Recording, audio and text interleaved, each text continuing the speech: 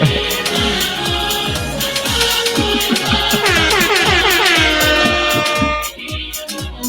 no, I'm cut out. Oh, sorry. Here, let me. There we go. Yeah, we wide, HD wide.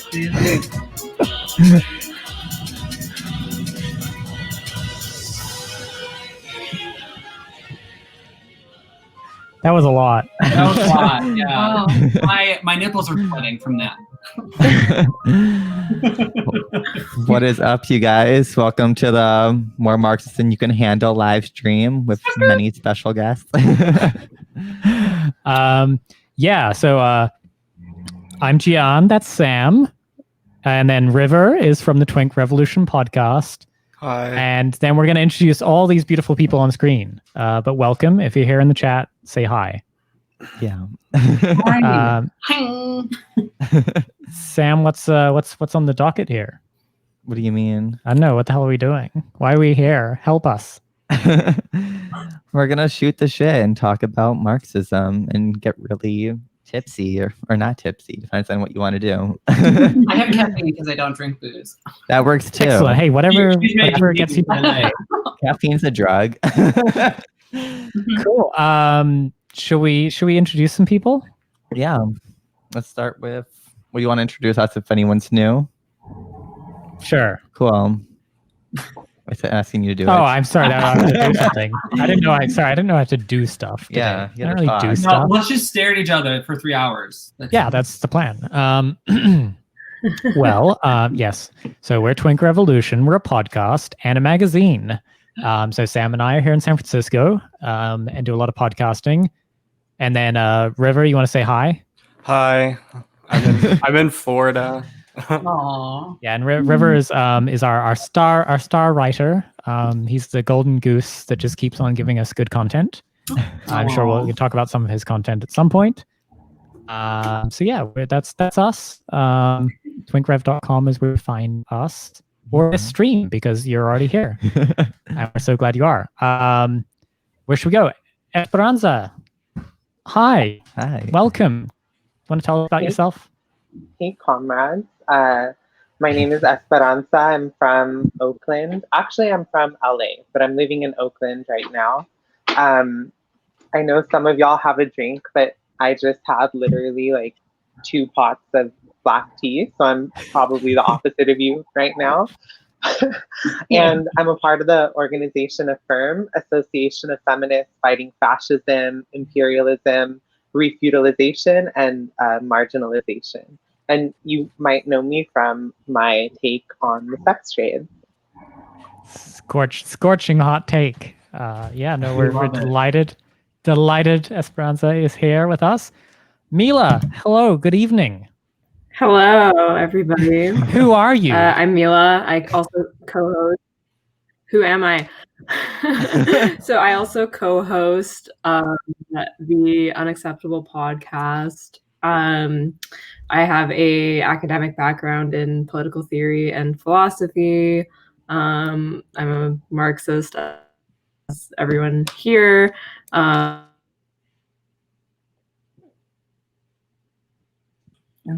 think we're losing Mila. Oh no! All right, we're gonna come. Okay, wait. I think okay. There you go. We're sort of losing you for a second. A little bit. Okay, sorry, my Wi-Fi is terrible. I also live like in a forest, and so the Wi-Fi is really bad. Like a fairy. Fairy. So yeah, I've written for Twink Rev.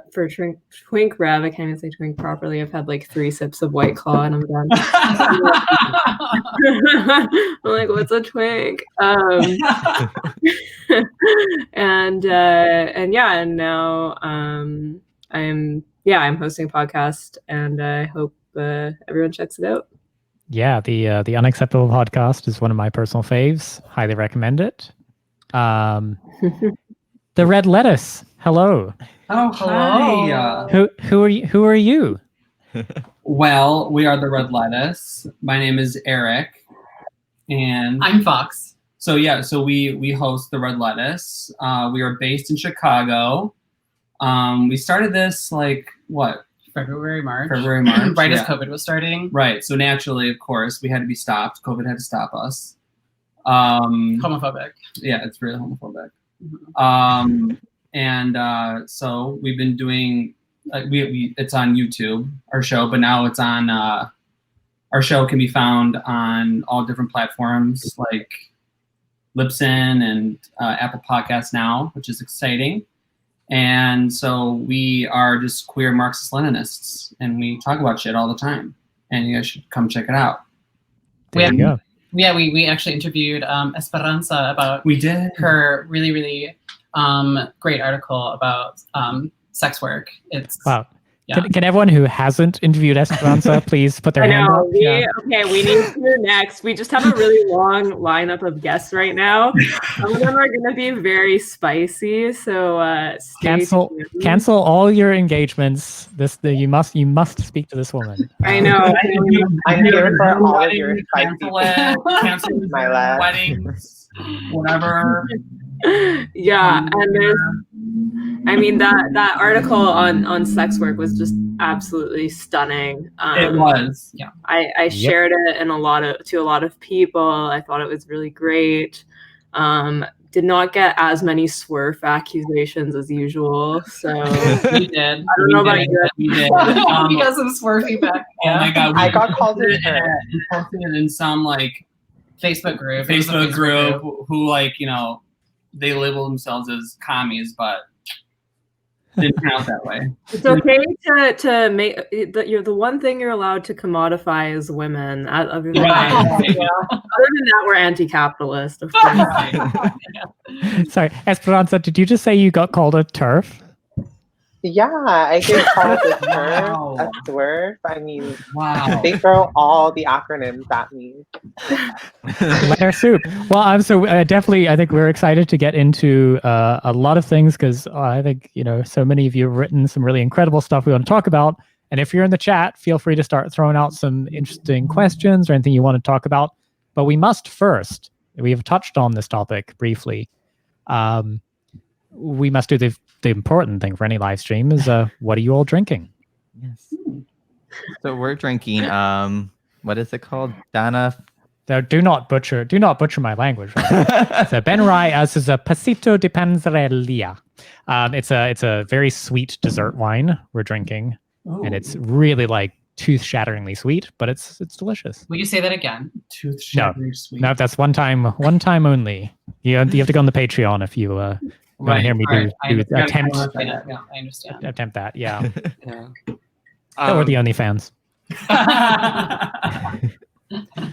I'm drinking Red's Hard Apple, Ooh. which I think they used to call Red's Apple Ale or something. But either way, it's a goddamn mistake. So yeah, it sounds like a mistake. This is my last one, so after this, I'm probably just gonna drink like a regular beer because this shit you don't even get that drunk, but you get so much more hungover. I don't understand why, but yeah, it sounds like a terrible mistake for sure. Mm-hmm.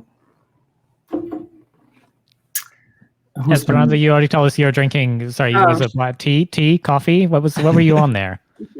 That's. You're muted, babe. You're muted, but it's okay. That's too wild. Like, you got to calm it down on stream. You're gonna get us banned. Don't go crazy. I have Dunkin' Donuts. I'm drinking White Claw, no laws. Are you respecting the claw? Is that a metal straw? It is, yeah. I prefer to drink it from a straw. I feel like I get drunker faster, and that's really important. And yeah, I know it's all the liquors down at the bottom. It could be like a Lebanese Marxist woman thing, like to hold a slim can and drink some straw. It's maybe just like a tradition.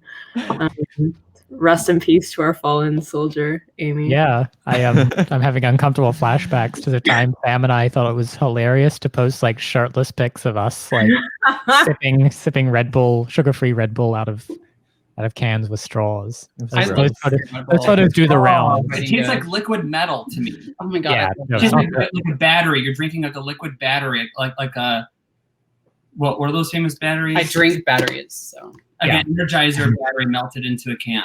Duracell. Duracell, yes. A Durex battery. Sugar-free Red Bull is excellent. It's like I drink it throughout the day and then I slowly transition to this. Like the shape is the same, so I feel like it's not really a big leap. So Eric Fox, what are you drinking there? Well, I'm really gay and I'm drinking a LaCroix vodka. Ooh. Because it's bikini season all year round, sweetheart. Lovely. You know what I mean? I have some like strawberry dragon fruit thing from Dunkin' Donuts that is it's okay. Well, there you go. She's my DD tonight, so. Excellent. So we've kind of touched on all our wonderful haters. I mean, we all have our own specific groups, or I know for us, whenever we get a new guest, the haters change over all of the seasons. That's true. I know a big topic is like, why would you be a Marxist and support things like gay rights or feminism or anything? Because Fidel was really bad to the gays. So I want to leave us to the floor. Like, who are your haters, and what are they wrong about? My haters are liberals. They don't like that the rad libs. Yeah, I'm really mad at like the Democratic Party always, and they can't stand it. They're like, "Oh, you're endorsing Donald Trump," and I'm just like, well, a vote for anyone else is a vote for Trump magically. Yeah. Is 2 votes for. Wait, is a vote for Donald Trump 2 votes for Joe Biden? Like, I don't know. The madness never ends. Either way, you're getting a senile old man that's still not going to provide you with health care. So it's not really right. We're getting a man who gets a shit ton of money from Raytheon either way. So like, you're getting 2 like mentally inept imperialists that work for the ruling class. So. Worst sugar daddy arrangement ever. Not just politics, yeah. Right. Well, you guys know my haters. They're always really fun. I recently had a run-in with the West Bappin crowd, as I do every few times. Say it again. The who? It's called it's West Bappin. West Bappin. I never heard. He's like this. He's American, but he's like obsessed with Syria. And like he's not Syrian. I used to think he was, so I was like, oh, okay, maybe. And if you express any reservation about the opposition, which I have, not because I support the government, but because I also don't support Islamist fundamentalists either. I feel like that's kind of like not chill. And yeah, he just calls everyone an Assadist as yeah. Yep. Yeah. That literally is his shtick, and so I kept having people come at me and be like, "You're an Assadist," and I was like, I literally don't support this government. So I get that a lot too. What you're saying, yeah, you bring up Islamic fundamentalism, or the fact that I don't know, the Obama administration armed a lot of these terrorist groups, and people are just like, "Oh, well, you just support these awful governments," and same thing with the leaders. That's exactly. It's like it's the same thing. Like we helped get these people weapons so that they could destabilize the region, so that we can stop China. That's literally all I say. And they're like, "Oh, you tanky, and you just support you tanky. All you do is support." I'm like, you're not doing you any favors, but yeah, exactly. Yes, I'm a tanky. And yeah. Cars LBA is correct in that people act like there's only 2 positions on the issue. And you either support a police state or you support that's run by like a ruling family. Right. And then I support Esma al-Assad, so that's why I'm an Assadist. Oh yeah, he has a hot wife.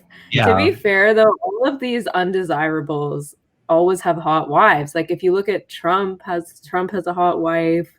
I mean, it's true. Like really hot.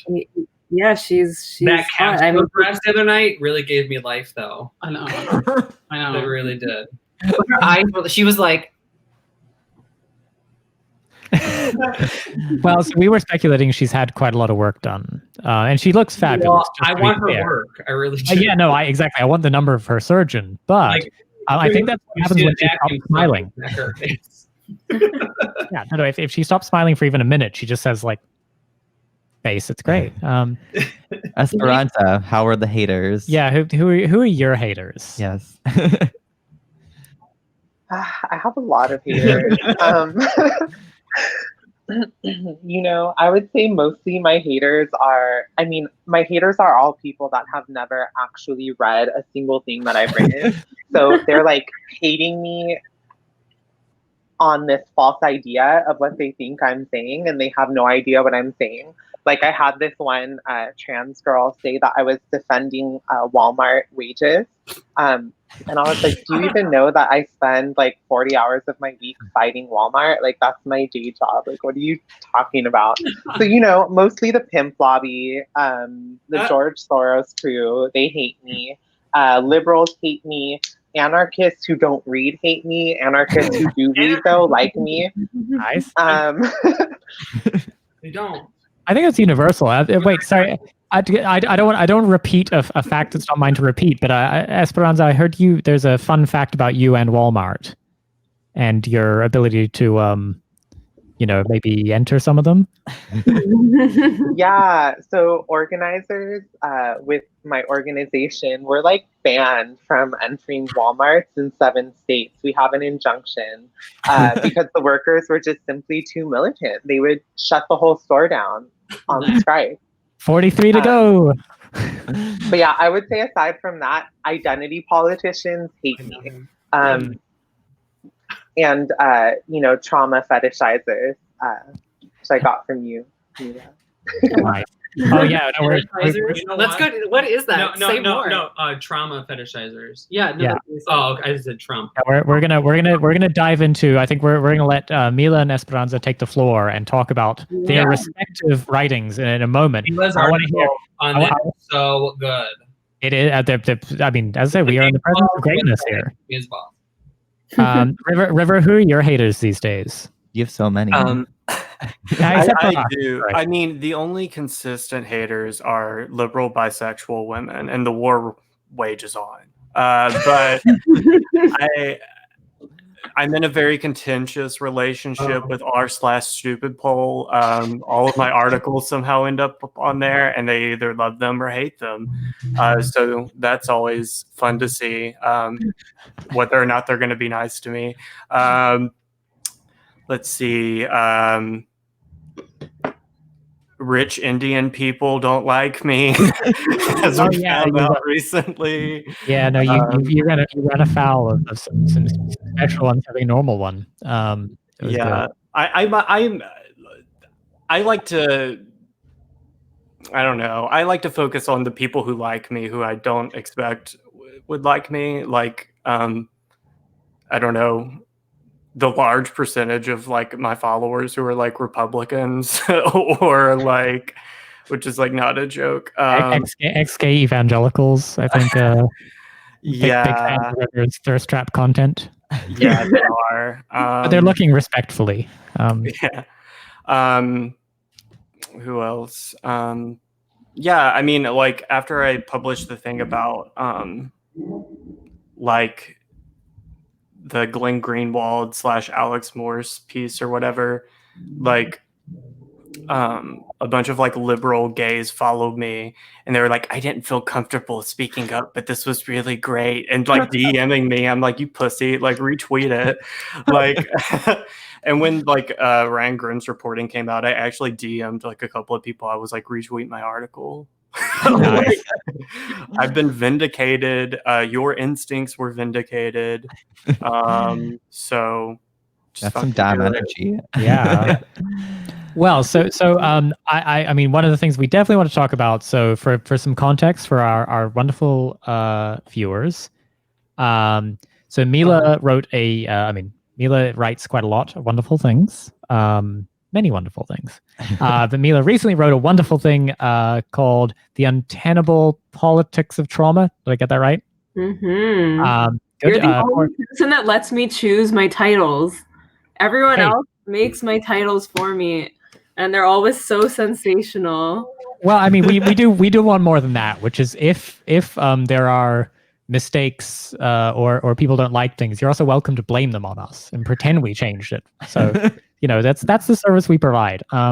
So yeah, Mila wrote this wonderful article, and it's in twinkrev.com today.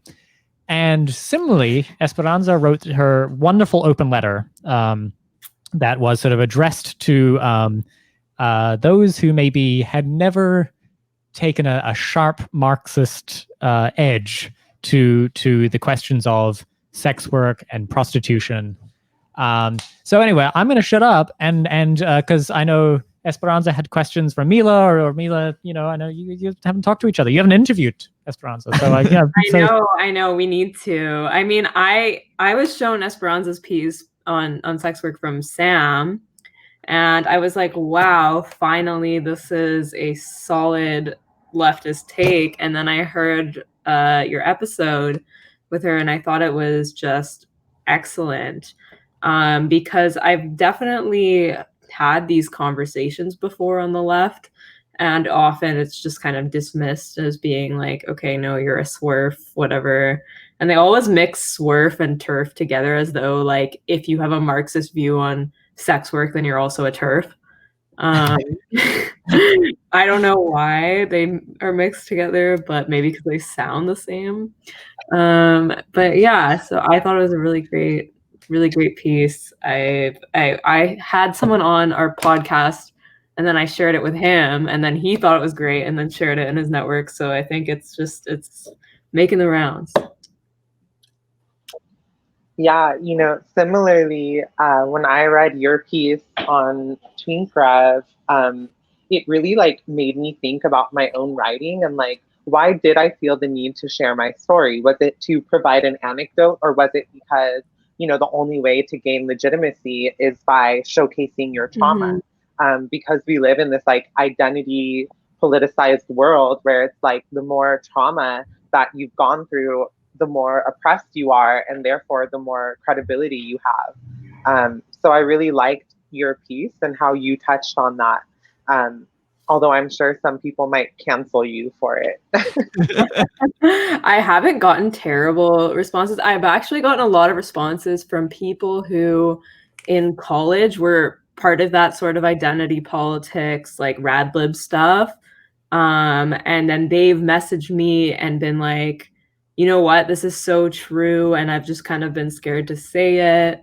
And there were people who I thought would disagree with it. And I think, a lot of people are very tired of this kind of identity baiting. And a lot of people on the left are tired of it too. And we just kind of sometimes capitulate to this kind of rhetoric, because if we don't capitulate, then it makes it look like we're attacking someone's entire being.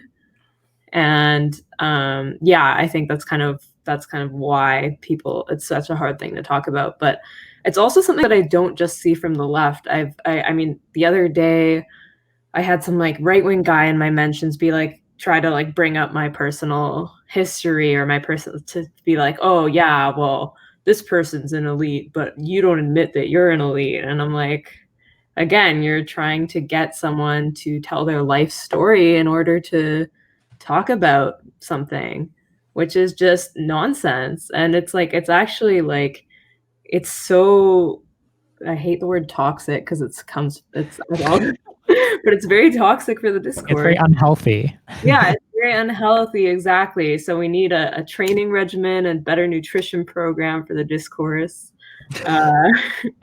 Hopefully we can get that going. Yeah, I feel like so much of the discourse as well is weaponizing anything you've ever said in your past. It's why when we started the podcast, I was reactionary. I'm a former Coke shill. I took money from the Koch brothers for a year. So I was I'm just gonna say it right away. You can't get me if I already tell you. I mean, Sam, that's this is how Sam and I met. It's we used to be anarchists. And yeah. We should talk about that journey soon. Yeah, I can talk about that too. But yeah, I mean, we've taken. I was in a fellowship that like where I got money from the Koch brothers, but I was like, you know what? At the end of the day, at least they're spending their money on a Marxist. Like, well, I'm glad this stream has briefly passed the Bechdel test. All the women can just mute now. It's fine. We're done. Sorry. Thank you for participating. Now we're going to do a torturous 3-hour white fragility seminar. So we're actually here for friends. Should we go around and talk about how we came to Marxism? Sure. Yeah, Cool. I think that'd be really great. Yeah, like River, what is it? Yeah, what does it mean to you, and how did you get here? Let's start with River. I came to Marxism like pretty early. I think I was like 17 or so. I was like in high school. And it was because I had sort of gone through like a phase where I grew up really religious, wasn't religious anymore, was like, okay, well, I need to like find out some way to understand the world. And so I started looking into like, philosophy and different sort of like politics and like different ideas like that. And like I read Ayn Rand and like some like conservative people, but I don't know. I mean, I was also like grew up like pretty working class and like had like a shitty minimum wage job from like the time I turned 16. And I was like, yeah, I don't really know about how like this whole free market thing is really working out for people. Like it doesn't really seem like, I was like, I mean, I'm like kind of fine because I live with my parents still. But like, I mean, I knew that there was like people working with me. They were like 30 years old and had kids and were making the same shitty amount of money that I was making. And I was like, I can barely live off this. And I'm just paying for like gas and like car insurance and like, I don't know, like cigarettes and whatever. And so I became disillusioned with that pretty quickly. I think I read the Communist Manifesto when I was like 17. And I was like, yeah, that makes sense. And I didn't really like, and it just sort of like, I listened to some essays or some like lectures by like Noam Chomsky, who I have some sort of problems with. But,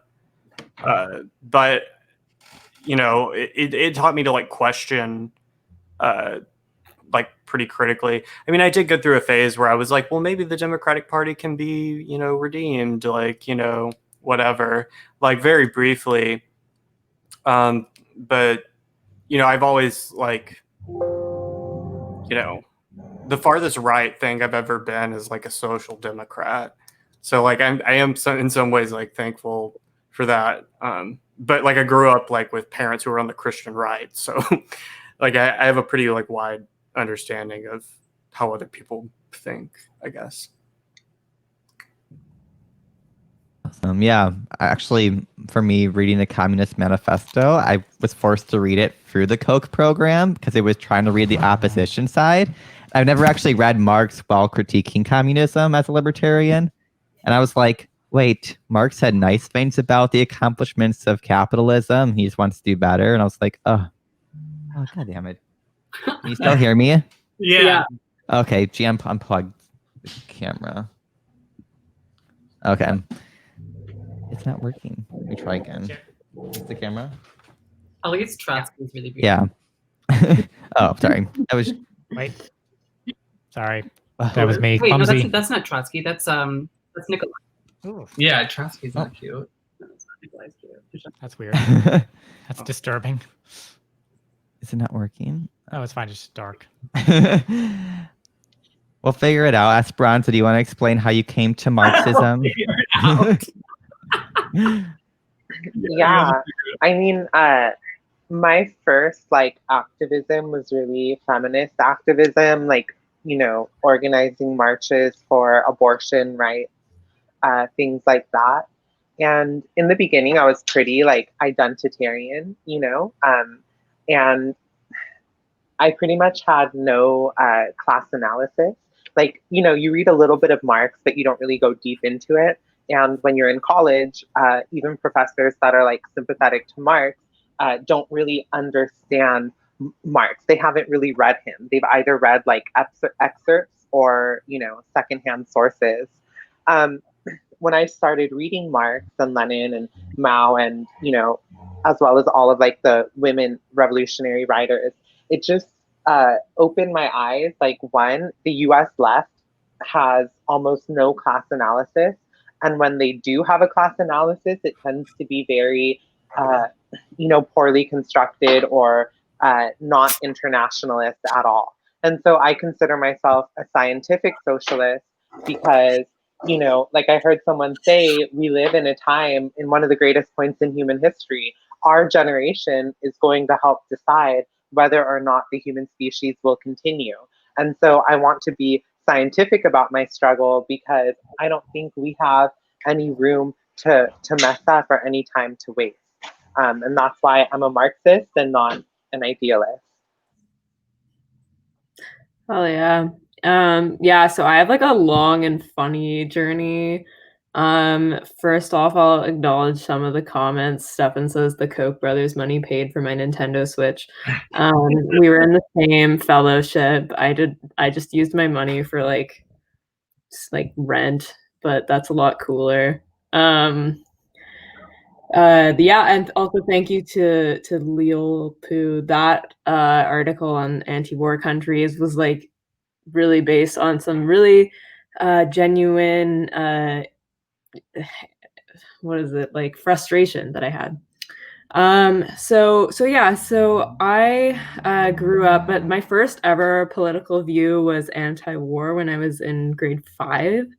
My family had been through war before, so I just grew obviously to not like it. And at the family dinners, everyone would just always be talking about how George Bush is like the devil. And that was like my first exposure to politics. Obviously, you can be anti-war and not like a leftist. And I wasn't a leftist. I had very right-wing economic views throughout high school. It was like kind of a libertarian new atheist. If I was a man, I would have like straight up been a neckbeard for sure. Like I was so into like Ron Paul, Christopher Hitchens, and I have a theory also like as to why there's so many people who come from like who are like second gen Middle Eastern who always think that like or who had a Ron Paul phase. And I think that's because of the anti-war stuff. Plus like the social liberalism, but then you keep the economic views of your parents, and so or some of the conservatism of your parents. And then I got to university. I, like Esperanza, I was kind of exposed to feminist theory. Now I'm like very disillusioned from the majority of feminists. I think Esperanza's piece was like one of the first feminist pieces of writing that I've liked in a long time, just because I find that like the current state of it is not going in a great direction. But yeah, that's aside the point. So I did feminist theory, and then what made me like start to believe in socialism was two things. I was working in a restaurant and I noticed that like, you know, people's livelihood in these kinds of work are dependent on the whims of the bosses. And in my case, I had a pretty terrible boss. And you're kind of just subject to their capriciousness and their sort of arbitrary rule. And I realized that these like companies and whatever services and whatever, they all function just like a dictatorship. And so when I was a libertarian, what I didn't like about government control was reproduced all over society in more severe ways in some respects.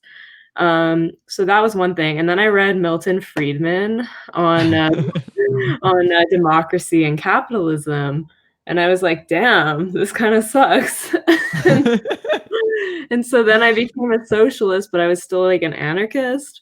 And then I started reading more about like anti-imperialism, and I read Lenin. And I worked with a Marxist-Leninist political theorist on my master's thesis, and he really like got me into Lenin. So the rumors are true about Marxist profs. No, I'm just kidding. That was like the only Marxist prof I had. But But yeah, so he got me to read Lenin, and I read Imperialism by Lenin, and I realized that the only way that this anti-war view that I've had for a long, long time, and that's the only view that I've had consistently since I was 10 years old, the only way for that to be realized was through Marxist-Leninism, and that's what made me like a Leninist anti-imperialist. And yeah, that's kind of how I got here. So long story, but you know, sometimes it takes a while. Nice. I've just cut in for all our dear viewers. Remember to subscribe if you're not subscribed. You should make sure you do that. Eric, how about you? Well, yeah, I also had like a really weird journey, but I never was like a libertarian or anything like that. Like I didn't really get into politics until I started working in mental health, and then the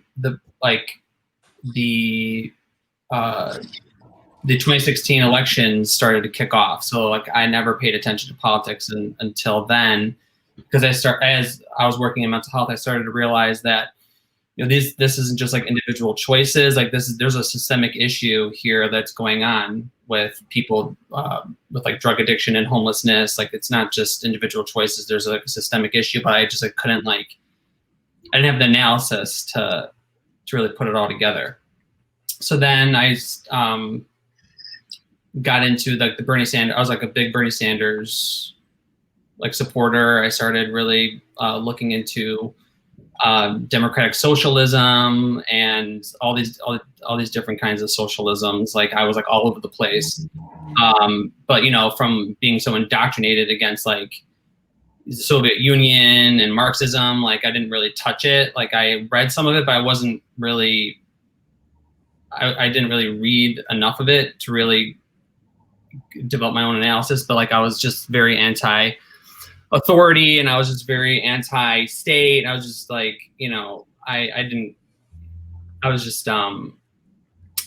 I just was like against like any type of authority, just very like libertarian socialist for a while. And then I started to understand that there were a lot of contradictions with anarchism, and a lot of anarchists like figures were very much in favor of U.S. imperialism and Zionism. Like, for example, like Murray Bookchin. I was really big into Murray Bookchin. I thought Murray Bookchin was a shit. I was like, you guys, everyone Google Murray Bookchin right now. Just Google stream. He's like, he was so cute. Like he like looked like a little Jewish grandpa. So like I was like really drawn to him at first. I'm Jewish. So I'm like grandpa. So, and he had some good writings, and I read like one of his books, and I was just really into what he was saying. But then found out he was a Zionist, and he supported all these terrible things and said all these terrible things. So I was like, the anarchism just wasn't really making sense to me anymore. And then I started getting into Leninism, reading Marx, and started reading Lenin, and then I started reading Lenin while I was doing. I used to be on this other show before I started the Red Lettuce, and then I started. How I started the Red Lettuce was I got kicked off of the show called Hardlands Media because I criticized Tulsi Gabbard on their show. Wow. I didn't realize there was beef here. Wait, sorry, you've criticized. How do we cut him off? Sam, cut him off here. Get him off here. What did you say about our queen? God forbid. I was just like, I mean, you can't be anti-war and be in the military, and like support drones, and you can't really call yourself anti-war or you want to like end the wars or anti-imperialist. People were calling her like anti-imperialist. I'm like, first of all, she's not a socialist by any means. Neither is Bernie Sanders. So she's not, and so that got me in trouble. Left anti-communism. Yeah. So I was like, so then they're like, oh, well, you're a little too left for us, so maybe you should have your own show. And then so I decided just to leave and started my own show. And I just further developed my Marxism, Leninism, and it's how I got Mitch or Fox. I'm sorry. It's okay. So that's how we have the red lettuce. We don't use gendered slurs on this stream, please. I'm canceled now. I'm canceled. I keep canceling myself. Fox, how about you? It's also a very long, interesting journey. Similar to Mila, like the longest political view I've had has been anti-war. I remember my mom has always been like my mom has always been like really anti-establishment, and she voted for Ralph Nader. I probably shouldn't expose my mom like this, but He's king. Hey, we are all grateful for SUVs that are a little bit safer. And seatbelts. She loves bringing that up. She's like, Ralph Nader, the seatbelts. Wow, seatbelts are just another form of authoritarian intervention in my life. Yeah, that's true. Haven't we seen the libertarian debates when they? Should we have driver's license, guys? It's a really helpful analogy, like to bring up like the seatbelt laws. Like it's just like a cultural thing that we do not. Anyway. So, but then in fifth grade, we did.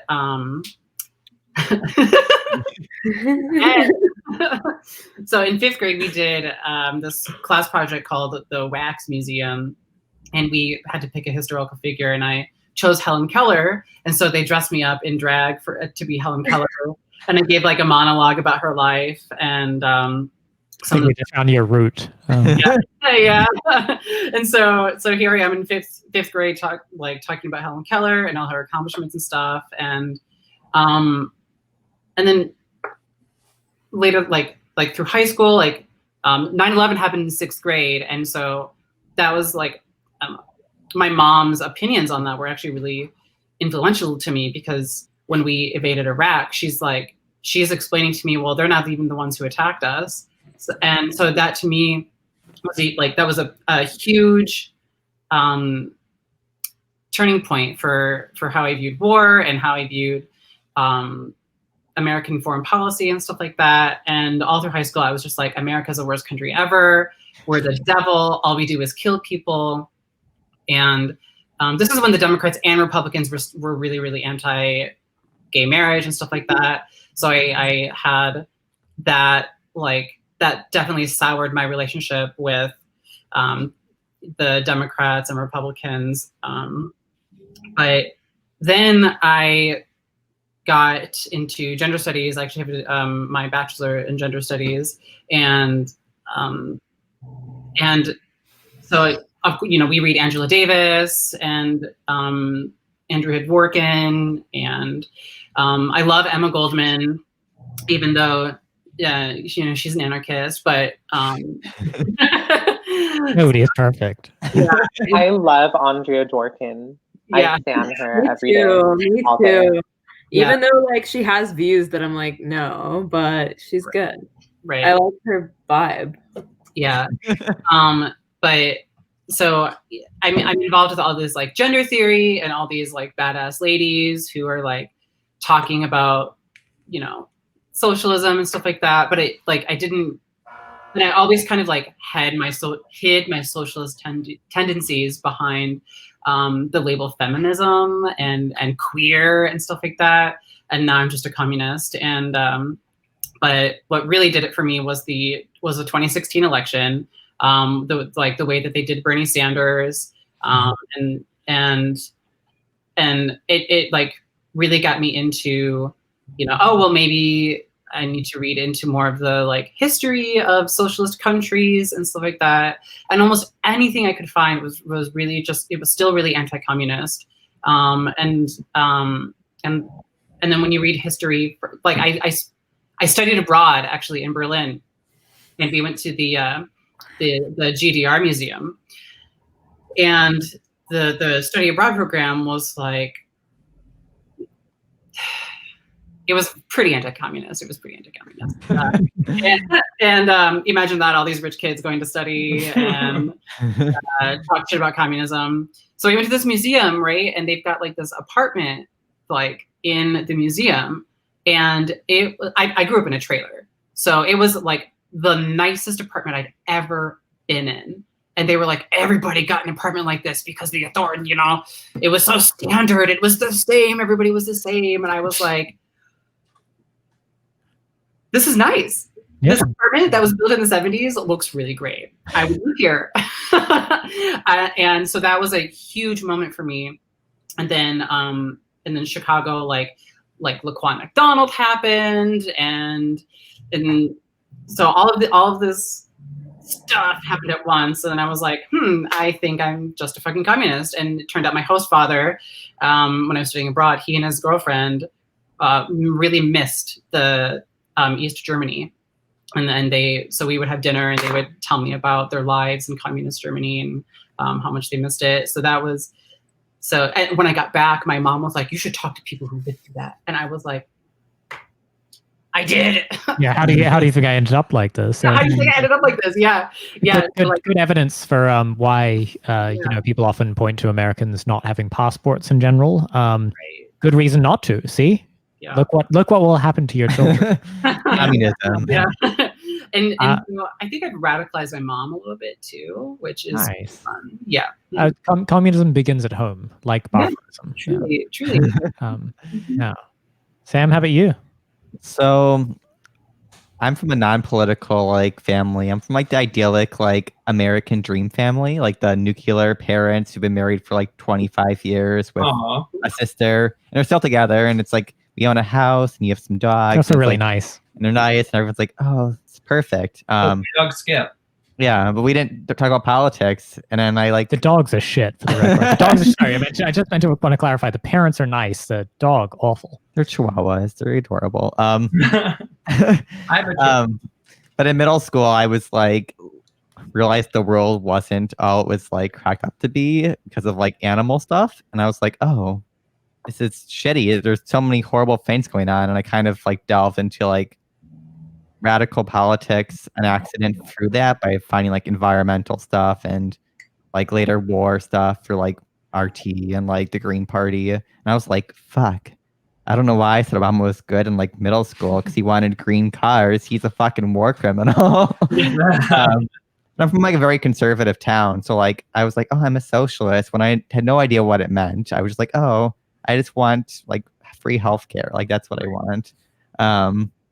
But I kind of saw issues because I was still deeply entrenched in liberalism, and I separated from the green mindset over drugs and prostitution, which I no longer agree with. But I was coming back home.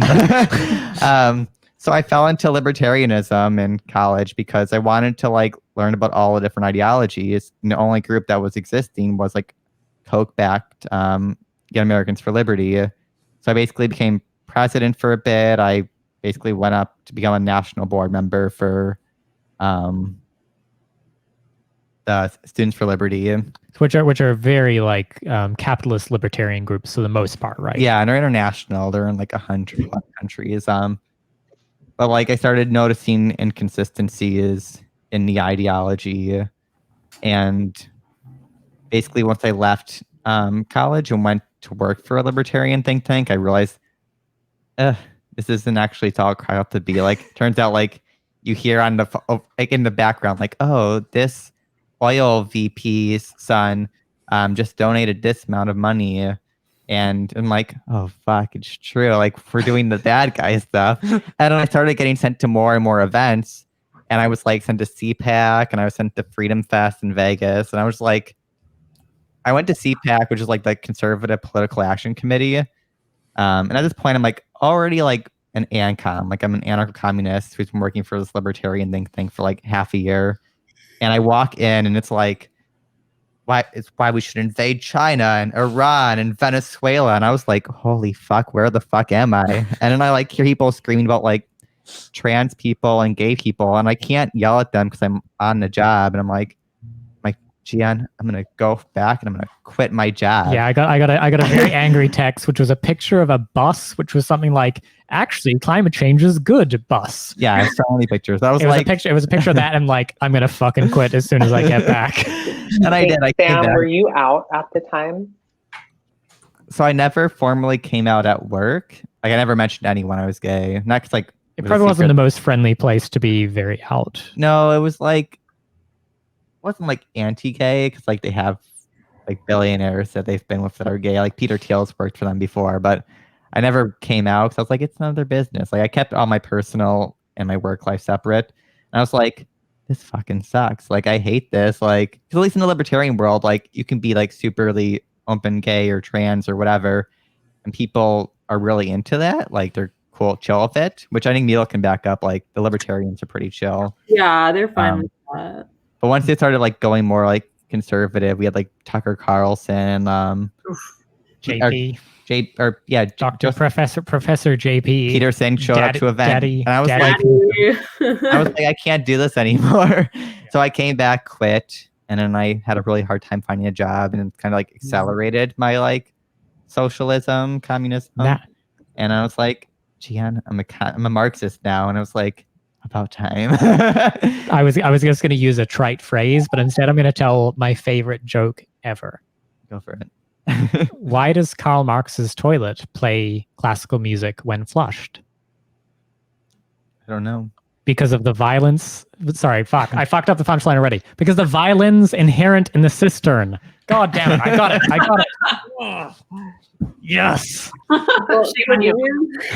You want to explain your Liberty conferences? You know, that was the first time I heard of Turning Point USA.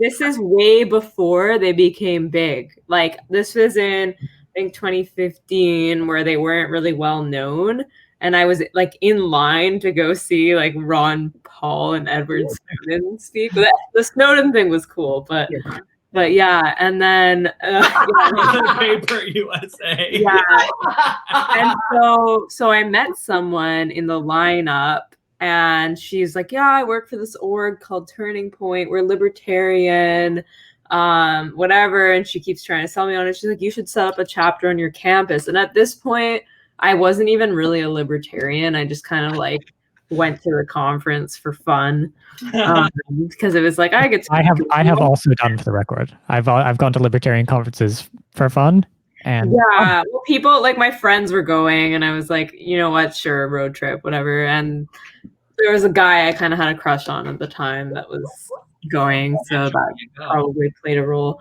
But yeah, and so we went down, and the Turning Point people were talking to me about this, and so this woman, like, she's really interested in so we were talking about like Palestine and stuff like that, and she seemed to be like kind of chill on it.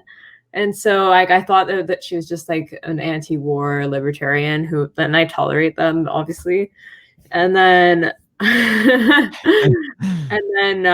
but then she added me on everything like Facebook and Instagram and whatever, and I saw them become progressively more conservative, like away from libertarianism, and then they became super anti-Palestine, pro-war. Then like they had their Charlie Kirk era and whatever. And she recently, like this was like months ago, I shared like some funny video of George Carlin talking about abortion. And then I know which one that is, and I love that one.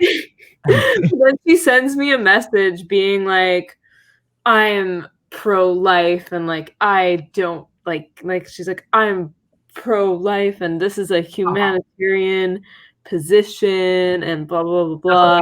Opinions. And I'm thinking, like, who is this woman again? Because I kind of forgot that because it was years ago. And then she's like unfollowed, and I'm thinking again, like, who are you? And then I realized it was the Turning Point USA lady. Yeah. So I feel like being like, for you probably get as well as like being in the libertarian world for a bit. Once you came to the left, you keep seeing more and more libertarian individualism pop up, and all these issues like sex work or like even stuff like borders. It's just like, well, the Koch policy is fine. We're gonna share a bunch of Cato stuff because that's socialist. I guess we could talk about that. Like this, like for everyone, I assume you all see this like libertarian ethos, anarchism dominate the leftist discourse. Like as Marxist, like I think this is one of the first Marxist live streams. Like, online. It's all like BreadTube, like weirdos. Here, I'll close out the bit. I came out of the womb a Marxist with perfect politics, and never question it. There's never been any crossover tendencies. Yeah, just always had perfect politics. He was a Trotskyist. No. She was more singular about that. Very briefly, only just so I've always said I sort of had was born with a foot in two worlds, because I was born in the U.S. but to a sort of Italian father, New Zealand mother, raised in New Zealand. So and then they moved me to New Zealand when I was young, so I got all the good dose of like what it means to have an American identity, but to be raised in parts of the world you might hear about somewhat the U.S. is doing through a critical lens. And so it was instructive. And my political development was simply to say I met the right people at the right time in my political development who maybe pointed me just to read a few things and it doesn't take much. And that's what I think it's always worth stressing, is that the idea that sort of Marxism is some kind of like activity for smart people, or like this is something for academics. It's like, no, you literally, this is for you. It was made for you, whoever you are, unless you maybe are a billionaire or a capitalist or something. Maybe it's not for you, but like otherwise, like no matter your level of education, you have to always remember that like the best Marxists living today are not in universities. They are people living in horrible, abject conditions in various parts of the global South. That's where you find your good damn Marxists who have really internalized the but it's for you. But I thought Marxism was only for white people. Yes. Sorry. I meant to say parts of the global South for white man. Yeah. Did I not stat that? Sorry, I just thought it was implied. So anyway, my introduction to it was merely just a very lucky intervention in my life when I was reading shit like Ayn Rand, and I had some online friends who were a bit older who went, you might want to just like look a little deeper here, and here's a couple of things you might want to read. And I've always said I got into Soviet aesthetics because I liked hanging like a Soviet flag on my wall and think I was terribly edgy for doing so. But that was enough of an impetus, right? That seemed cool enough to get me to just keep reading. This is my early teens. I mean, this is like, I didn't know shit about the world, and that was enough to keep me going. And then I did get diverted into some slightly odd Trotskyism for a little bit, and then into some like affiliations with the anti-Iraq war stuff. You're pepper sprayed. Kind of back spray. Oh, I would like to not overstate the case because it was backscatter. I got kettled a little bit, but like it wasn't much. Anyway, so the point being, that was a really animating cause for me. I mean, the Iraq war, and then but I had the little bit of Marxism in the back of my mind, but probably just steeped in all kinds of liberalism because that was just much more pertinent to what I was doing at the time, which was things like a very liberal anti-war movement. Got involved with a certain wiki-based leaking organization for a bit. Oh, I think the statute of limitations has expired, but I won't say much more than that, except to say that it was pretty scary to come face to face with like the full brutality of state power. oh shit. And was happily living abroad at that time. And so, I think that was a good moment of sharpening of my politics. And then the burning campaign was useful as just renewal because I saw all my friends getting into the shit and falling to various traps and not in a sort of like, oh, I knew better. It's merely a bunch of friends falling to traps that I had fallen into maybe only 2 years earlier. But at least I'd fallen into them and found a way out or dug my way out slowly. And so I've just been very lucky to have some damn good comrades who are well-read, who are intelligent, who are happy to argue with me, who are happy to discuss with me. And that's kind of been my life for the last 5 or so years. It's just been having people around me who I can argue with, discuss with, and that's sharpened my politics into a very communist politics. I mean, I wouldn't have called myself a communist a few years ago. I would have been all like, well, I have some questions about the Soviet Union, and then most recently here, sorry, I'm just gonna have to call out a friend. And sorry, somebody was uncomfortable. I was calling out people in chat. Yes, this is me doing it. So hi, sorry. But anyway, This is my friend, One Thin Line. He's a very good friend of mine, and has been a magic, has one of my main interlocutors. And you should all follow him on Twitter, for the record. He's good. He's good people on Twitter, for one, but also is one of the main people I exchange ideas with, and will often argue about some weird nerdy shit. And then meeting some amazing people through doing this podcast, like Caleb Maupin, who I saw was mentioned in the chat, who's just a really cool person who just has an incredibly sharp analysis. Meeting Esperanza, and just like kind of made me do an about face on some of my like shit I was holding on to around prostitution particularly. And I was like, I have been argued out of this position through this one letter, and I am very happy to know you. So anyway, sorry, that was a long-winded answer, but that's where I got to where I am today. Perfect. Yeah, I guess we can talk about identity politics, though. I mean, there's a lot. I think we all probably agree the left in the U.S. and Canada and like Britain is dominated by a left libertarian anarchist discourse. So I'm curious, what are all your thoughts on this? Like, how do we overcome it? And like, what are some of the struggles you see going on right now? I mean, we haven't heard from River or Esperanza for a while. So if one of you want to start out, feel free to go. Do you want to go first, Esperanza? Yeah, tell us how should we think? Yeah. I'll go after you. Okay. Yeah. I mean, I think that identity politics comes from a good place for a lot of people. I mean, you can't deny that there is anti-Black racism, anti-immigrant, sentiments, hatred of gay and queer and trans people, women's oppression, like that's all real. But I think that what people don't realize is that what is fed to them as radical, they need to interrogate that, right? And so a lot of the people, like we said earlier, that kind of hate on me or hate on us, I mean, they don't have a class analysis, and they don't have an analysis that is historical or material. So they just look at things, and whatever feelings come up in them, or whatever the dominant political line is in the US or on Twitter, they're going to adopt that and push for it. And so, like, I heard everyone here talking about different issues like the environment, feminist issues, like anti-war activism. And when you look at it, the only way to overcome any of those issues is to seize power, really to take power, because we live under a dictatorship of the bourgeoisie, right? Like the owners of the means of production, the propertied class. But without a class analysis, we don't see that, right? We don't have a scientific understanding of how we can actually overcome the issues that we're talking about. And what ends up happening is we often like fetishize people's identities as like sites of liberation. So it's like, as a transgender woman, I become free by embracing my identity and reclaiming it, and this and that.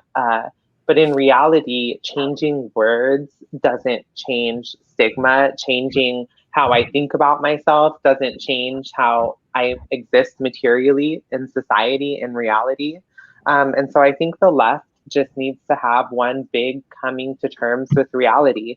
You can't talk about racism, sexism, homophobia, anything without having a class analysis. But at the same time, there is also a flip side, which I mostly see from the Bernie left, not so much from like the communist left, which is literally just seeing things in their most basic class form. And I don't mean like class reductionism in the way I would be called a class reductionist for thinking class is the main contradiction in society, but just that, like you cannot look at the state-sanctioned killing of Black and brown people and say, what we need to do is give free college and free healthcare. Like, that's not the solution to racism, right? We have to have a deeper understanding of how racism, why the ruling class, props up racism, how we live in a settler colonial state, and how racism, you know,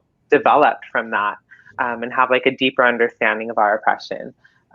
But identity politics people won't understand that because they're just like, listen to the most suppressed, center the most vulnerable, this and that. And they'll always find a way to make you not vulnerable and not oppressed.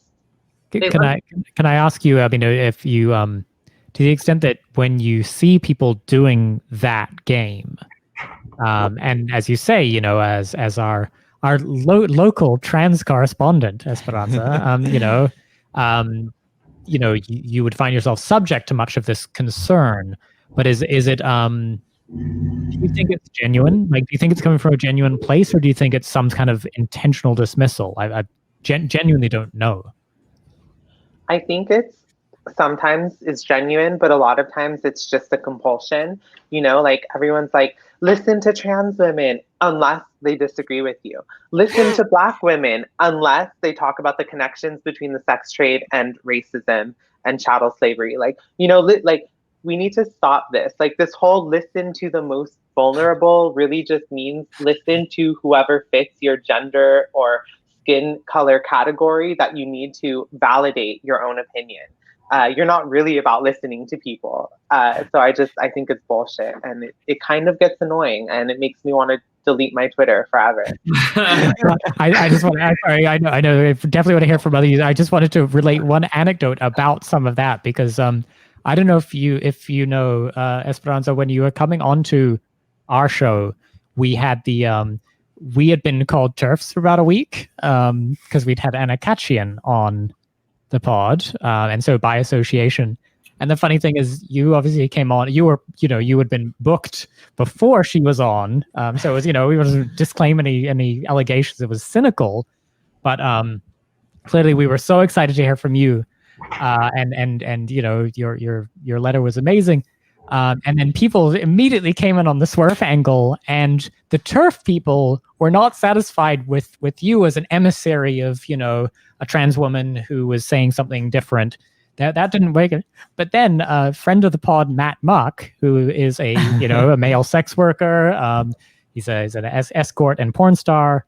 He kind of weighed in, and people just laid the fuck off immediately. It was so hilarious. And it was just a weird insight for me into some of like the nuts and bolts of this discourse, because I was like, oh, they're just gonna fucking pile on Esperanza and like give you shit for endlessly. Well, if I could just say, like, one, I don't use the word TERF. Same. Mila, I saw your tweet that like you don't think Sasha should have been fired. I completely agree with you. I mean, look, if somebody wants to say like, I think we should talk about this for a second, and I'm really interested in what Mila has to say on this. But like, like the whole radical feminist versus like trans women thing. I mean, I largely see it as a reaction to this like postmodern identity politics that just don't make sense to people. Like when we talk about gender, gender is nothing more than an identity. There's no material reality to it. So people say, I was a woman before my transition. Maybe, but the world didn't see it that way. I was never, catcalled, stalked, harassed, raped as a woman, whatever, until after I transitioned. So anything before was in my own head. So I see a lot of those radical feminists as one, reacting to that. And two, maybe we just have different views on gender and we should struggle for that. But the way that people, anytime they cannot argue with you or they don't have the tools to argue with you, they just slap you with these moral labels that are meant to deplatform you. And they've been used against me, used against, everyone. Yeah, I think, and I mean, my opposition, I did not agree, obviously, with Sasha's position. So for people who don't know, there was a woman who was fired from her job because she was tweeting that she's a gender abolitionist and she doesn't believe in using they, them pronouns. She likened it to colorblindness, which I don't think is necessarily a correct gender metaphysics. But again, just the fact that I said a correct gender metaphysics, how are we going to expect the average person to know about this? If I were to talk to the majority of my family members or like my family members who speak English as a third language, like they don't know what the word cis means. Like, it's not like, it's just most people are not in this discourse. And it's not just that, but as Marxists, we should not be conscripting. My biggest opposition was that we should not be conscripting bosses, employers into our fight. We should not be giving them more power to fire people than they already have. That's kind of my point. And we see that a lot where it backfires against leftists. You see people who use the language of anti-discrimination to fire Palestine advocates, especially if you look at the case of like Barry Weiss and Joseph Mossad, or the case of Norman Finkelstein, for instance. All these cases. And what we want to do is to defang these people who have this kind of power as much as possible. We don't want to give them more weapons at their disposal, because maybe one day, like maybe right now, they might fire someone that we don't agree with and we don't like, and we might have that little celebration. But maybe tomorrow they'll use that same kind of language and fire people who are marginalized people and who are leftists. And we see that all the time. Like it's not an abstract thing. We always talk about how liberals yeah, exactly, what a concept. We always talk about how liberals co-opt social justice language, or how capitalists co-opt social justice language. This is something that's happened before. They co-opt it all the time to make the case for war, sometimes to make the case against immigration. So this isn't something that's a new phenomenon. So my opposition was precisely that. We don't want to give these bosses the power to fire people at will. And so I did think that was not great. And I think that we, especially also, like I used to work on research and discrimination law, and a lot of times people who are discriminated against in the workplace are trans. Like, they are already in a precarious employment situation. So I don't even think it helps trans people or women or people who are marginalized to give bosses this power to begin with. So that was kind of my take on the whole Sasha situation. So River, Yeah, and then it emboldens them, right? Like, they're not going to back down from their position. Now they're going to say, there's no way a trans woman can be a woman. And now I'm a martyr for the cause. So it's like, they're just making things worse for the rest of us. So River, you recently wrote... exactly. And that... Go ahead. Yeah, sorry, finish your point, Mila, please. Oh, go ahead. No, come on, dude. Sorry, we're not trying to silence women on this podcast. We've got a live stream for once. that question starts soon. Well, no, I mean, I was just gonna agree with that and say, yeah, that's exactly it. So yeah. So River, you wrote a piece recently. It's like why liberals hate white trash, and it seems to kind of like break away from the typical liberal individual like identity politics.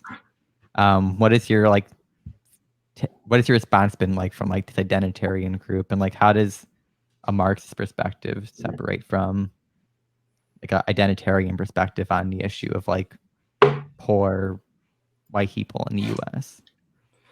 Well, the backlash was mostly against the idea that I overgeneralized liberals and like put them into a class category, which I do believe that they exist in. Like, not everyone who votes for the Democratic Party is a liberal, but liberalism is associated in the popular imagination. And I actually linked to polling that shows, people who self-identify as liberals are disproportionately white, upper middle class, and so forth. And then I had, like PMC, like, brown people who were, upset about that. I'm like, I guess you can be liberal and annoying too if you want. But it's no, I think that to understand the sort of identity politics that we have now. You have to understand the new left. You have to understand like what happened to the old left, which is what we would consider ourselves, I think, probably in most respects, like Marxist, socialist, like labor left. And like that's the subject of my research, like as a historian in like grad school. Like, and my thesis is that the new left was a result of post-war. The new left in the United States, at least, was a result of like post-war prosperity and like the social democratic policies that we had in place created a, the largest middle class in history. It provided a chance for a lot of people to go to college who wouldn't have normally been, and this really destroyed class consciousness in the United States. And it developed, an individualist mindset. Christopher Lasch talks about this a lot in some of his work. But I think that, it is a identity politics ultimately is a professional class, like the people who were radicals in the 60s are part of the ruling class now, or like they're either in power or they're like managing the institutions of power to a large extent. The only ones who are actually like radical and talked about class, like Fred Hampton, are dead. And so I think that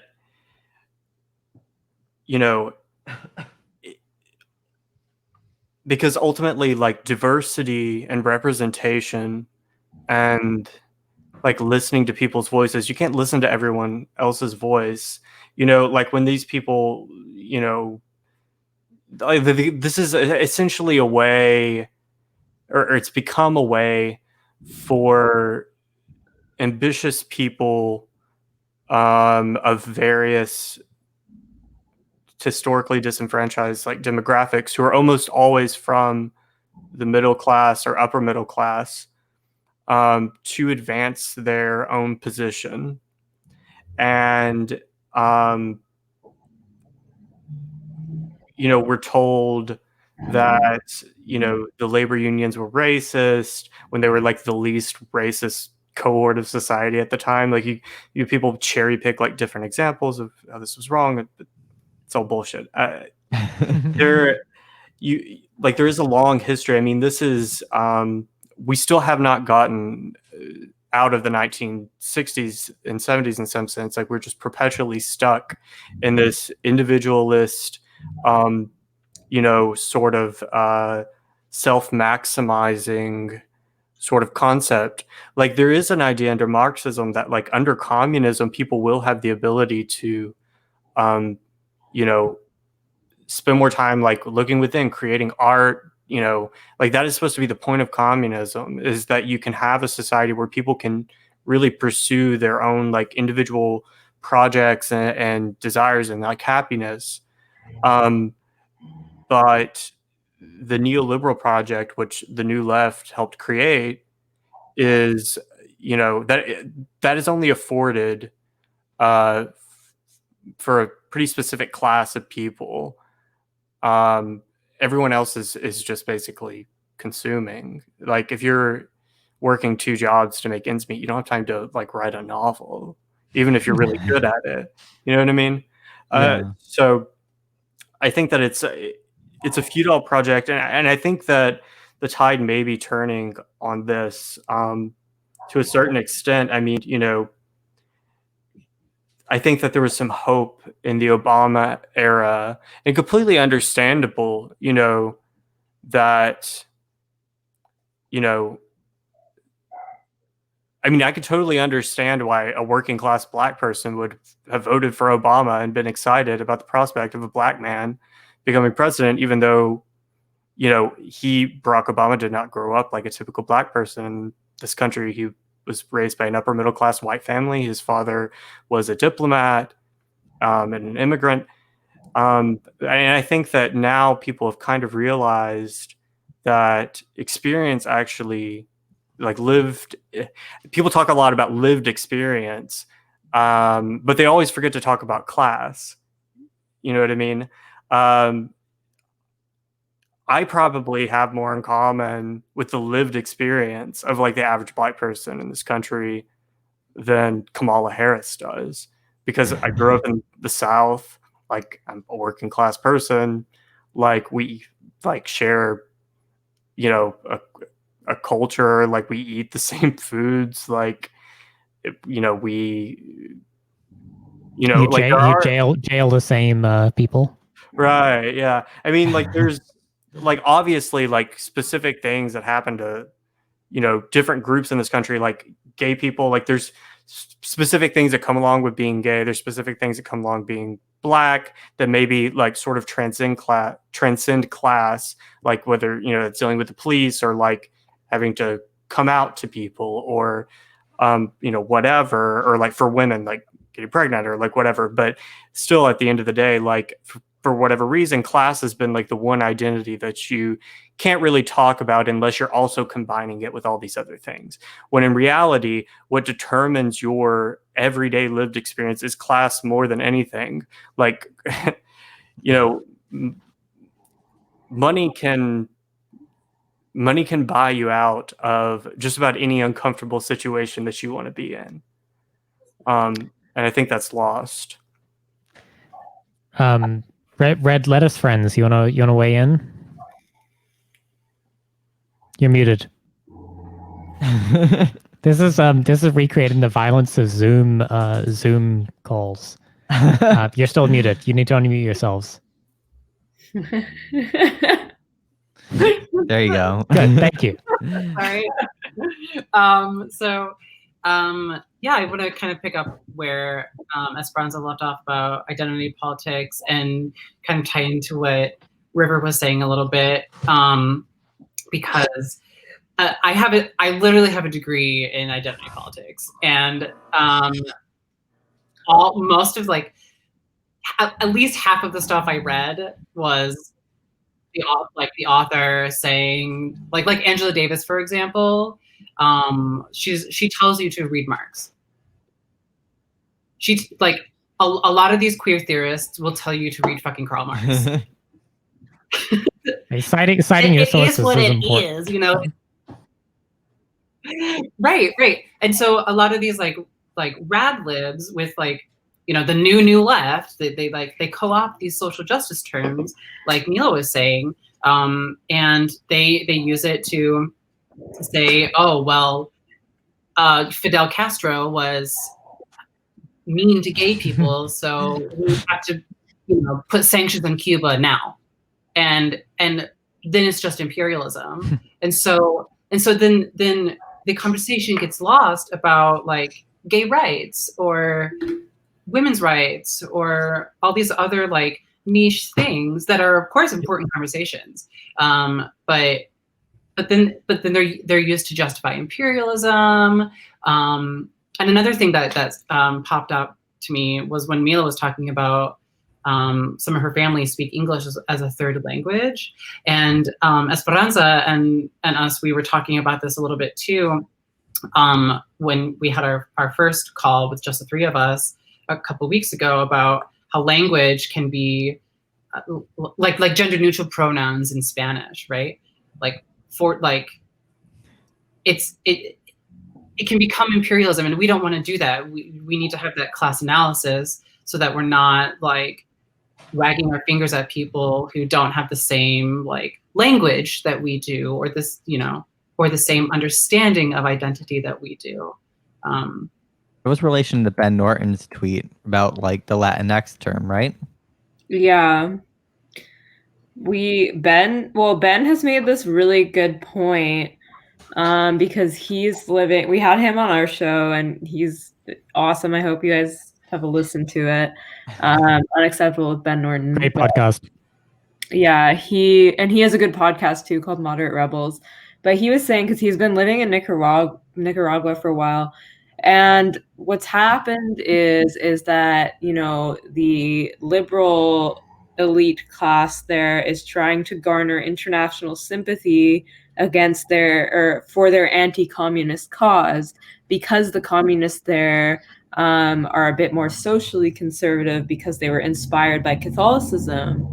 And obviously, like, again, like, I don't agree with Catholicism, but it's like, you know, they're very cynically using this identity language, and at the end of the day, taking away these like socialist protections are actually not good for marginalized classes, because again, who does imperialism harm the most?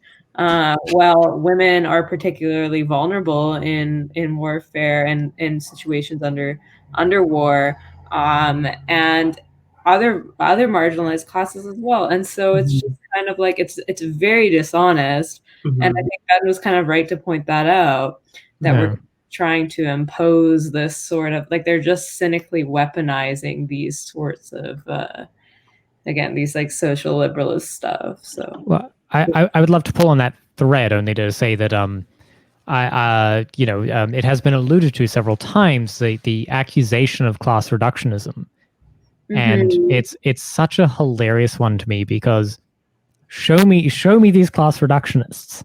I mean, to the extent that, like, you have a group of seven Marxists, self-described Marxists, who I don't think a single one of us would deny that through the lens of identity, you can definitely describe all kinds of oppression that are real. And some of them are real not just because you're viewing them through identity, but because the people who are inflicting the harm on people are using the lens of identity. Racism is a function of racialization, right? I mean, like, put it this way: if racists didn't believe that race is a real construct, and that there's inferiority and that there should be separate treatment, then racism could not function.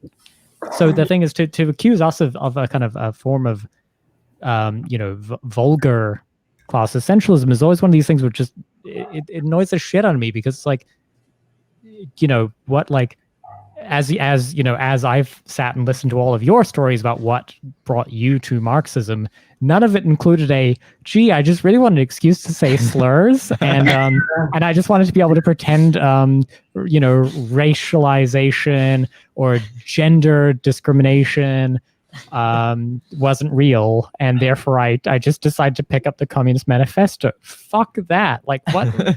Like, and the problem is, I just feel like it's a lazy claim made by intellectually lazy people who really would love any excuse to avoid talking about class. Yes. Yeah. I think a lot of it comes from actually like this postmodern era where we kind of overemphasize rhetoric and de-emphasize materialism at the same time. Because, if you have all this identity politics without any class analysis, then my view is kind of like, okay, well, what do you want to do to fix it? Because I'm saying, like, and it's the same with these capitalists who are anti-identity politics. And I'm thinking, okay, but how do you want to fix it? Like, both of them just think that if we change the discourse and wag our fingers at each other and get people to change their attitudes, that fix everything. Whereas, again, like, the Marxist position or the materialist position is, okay, no, let's change people's material conditions so that, you're not as dependent on these bigots as you would be in a capitalist system. Or, even if you're anti-IDPOL and conservative, it's the same thing, then maybe you're not, your employment conditions are not dependent on like liberal virtue signalers. But, so either way, it's like, if you are either liberal and pro-identity politics or conservative and anti-identity politics, if you're not addressing capitalism, then you're not actually dealing with a real concrete way. You're just saying, okay, can you please shift the discourse? Can we please change your attitudes? And if you don't listen to me, you're a fascist. Like, that's all they're doing. Yeah, right. And I think we kind of touched on this. I think everybody here really touched on a lot on this topic. But, like, after World War II, like the CIA and the ruling class really went to work to redwash a lot of our history. So they got rid of like the class analysis from our like textbooks and just like history itself. And so that's why we got to this like neoliberal, like identity politics, hyper individualist politics now. And I think like Kwame Ture said it best. Racism isn't an attitude; it's about power. You get power from capitalism, because capitalism can't function without racism because it divides us. And also, oppression is profitable. So having like a racist system and ideology and having like the working class fight amongst themselves is really profitable, because it keeps the people at the top from keeping their status. So I think that's really lost on the left today. So that's what people really need to understand. It gets its power from capitalism, racism. You can't say that you're anti-racist and be not anti-capitalist. It's just not possible. I feel the same way. You can, but it's like you don't really want to fix it. Right. Like you just want like a nicer form of racism, like a more polite racism. Like we are the more polite racists, and I think that speaks to. I love that you brought up like how people use fascism as an epithet. This should tell us we don't really live in a fascist society, in my opinion, because we have this hyper individualist mindset. Fascism was all about national identity, militarized nationalism. And of course we have that here, but that was like, they wanted to socialize an identity and with a gun, right? And so we've got to bring all of our problems back to every time I'm with new people and they talk about problems, I'm like, that's capitalism. That's capitalism. They were like, I'm tired of being poor and working 3 jobs. And I'm like, that's capitalism. And they're like, no, it's not. And I'm just like, it's fucking capitalism. And then some like a lot of these anarchists too, like, oh, I'm an anti-capitalist. What does that mean? Fascists were anti-capitalists. Yeah. Do you read anything? I think that, like, again, this stems from a problem of not thinking scientifically about the work that we're doing. Like, we don't have any revolutionary theory, so we don't really have a revolutionary movement. But I wanted to back up to the talk on identity and race and gender, because I think that, like, while nothing annoys me more than postmodernists talking about how language creates our reality and like how we could change language and change our reality, like, it's all bullshit, right? However, the left in the US does not explain race or identity well. So when we talk about race, we say, oh, it's just a tool that, the capitalist class uses to divide us, etc. While that can be true, we don't really talk about how race was created and why it was created. When this country was founded, Native Indigenous people were racialized so that they could be exterminated, so that the land could be cleared. Black people were not a race. African people were not the African race until they were brought over here. All of the differences between them were completely erased. And then that's how the Black race was created. And they were created to be a class of producers that the capitalist class could expropriate from. And white workers, only 15% of, the white people on the Mayflower that came here were actually proletarian.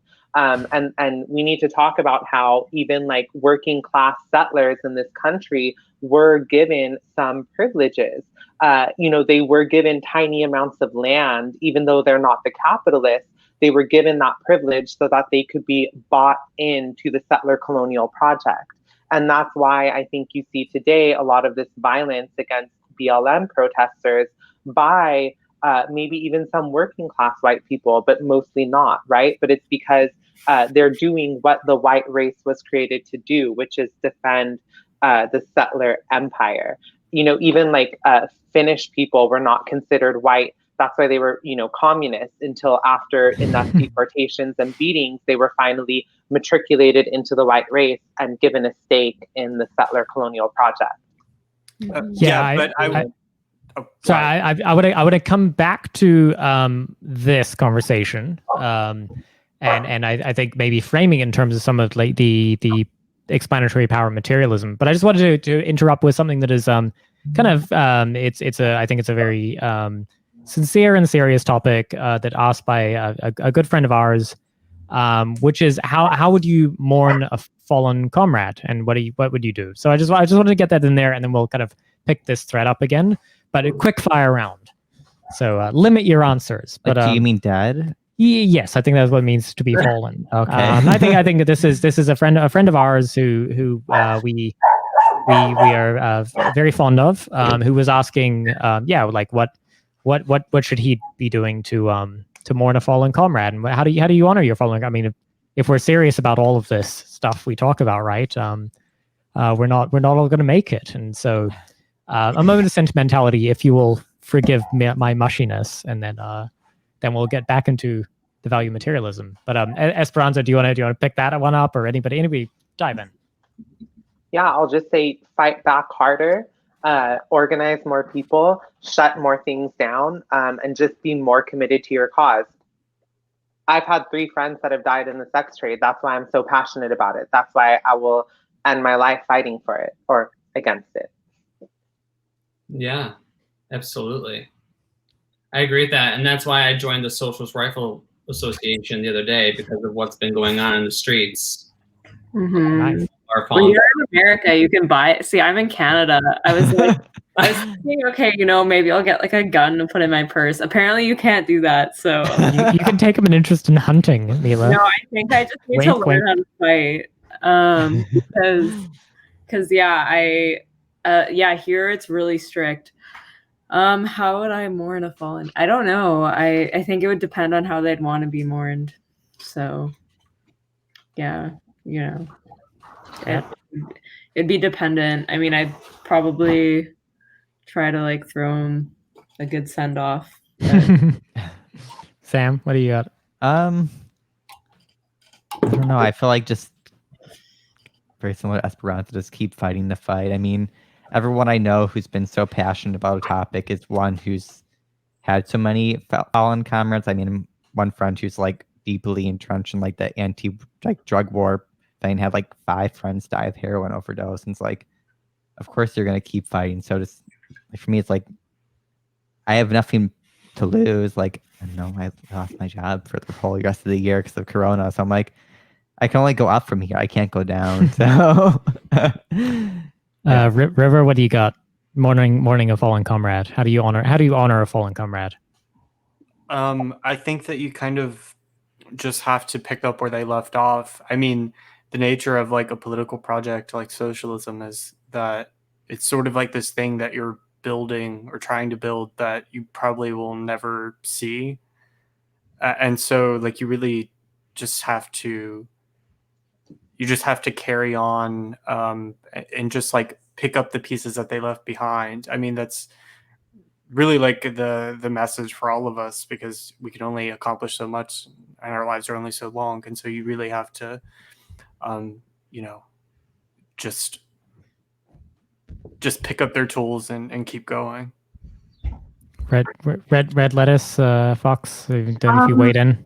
Yeah, I would also, like Esperanza said, I would work harder and get involved as to the limits of my capacious limits, my capacity. I wouldn't overwork myself. I would rest. That is also honoring, fallen comrades is to take care of yourself so that you can fight harder. But I'm also a soft boy artist, and I would write them a lament, and I would sing it in the streets. That's beautiful.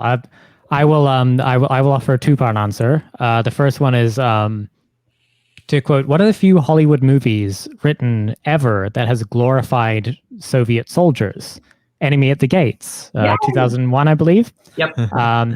And there's a wonderful scene where it's a drill sergeant for the horrible, the grueling conditions in World War II during the siege of Leningrad.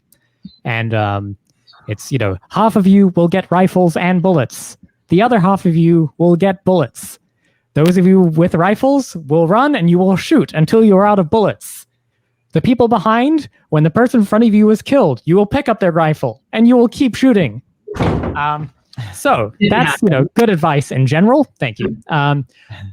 The other part of it would be, if you ever have to memorialize me, please invent something witty. I said, that's all I ask. Please say I said something acerbic at the end. We'll throw a circuit party for you. Yeah. No. I don't need any of that. That's all. That's you. That's how we memorialize Sam. Okay. For me, just tell them I said something pithy and withering at the end. That's all I ever wanted. So anyway, sorry. Rest in peace to your fallen comrade, or rest in power, perhaps. But that's all we have to offer. It's tough.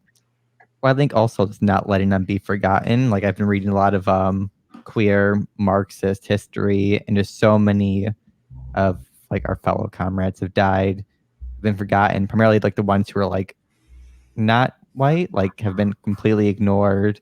And it's like, oh, not letting them be forgotten for all the struggles and like losses they've had for the broader project for everyone is like super important to the struggle. Yep.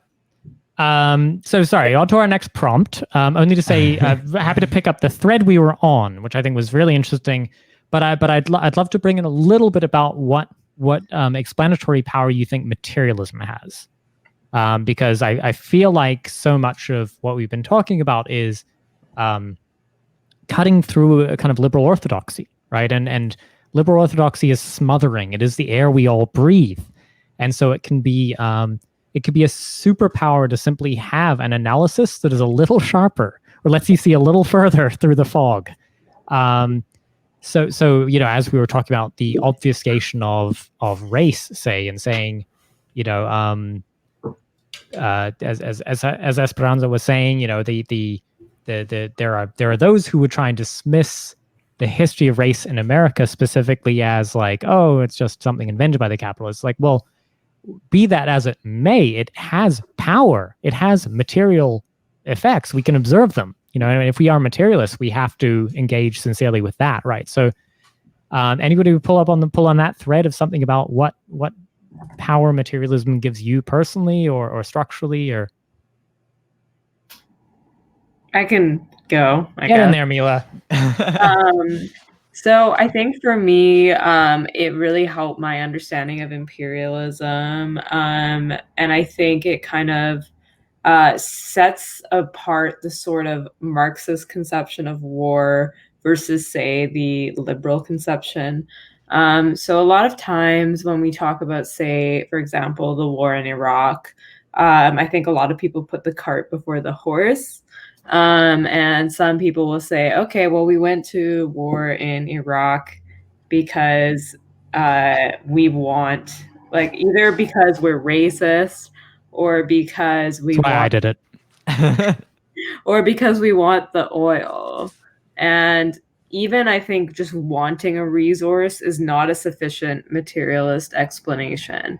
The what explains imperialism is wanting to control the resources available. So it's not simply that, for instance, the war in Iraq, war in Libya, or overthrowing the Bolivian government.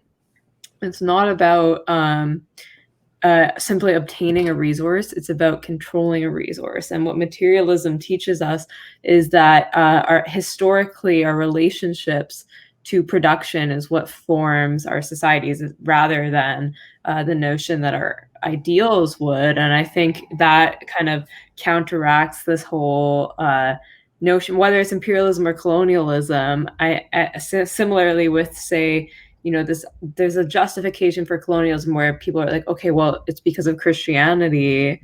And I'm like, yes, but what do they want? Like, why are they using? So my point being is that these religions and these racist rationales, they're definitely used, but they're used as rationales. They're not used as the fundamental driver. And I think that only materialism is able to properly explain that.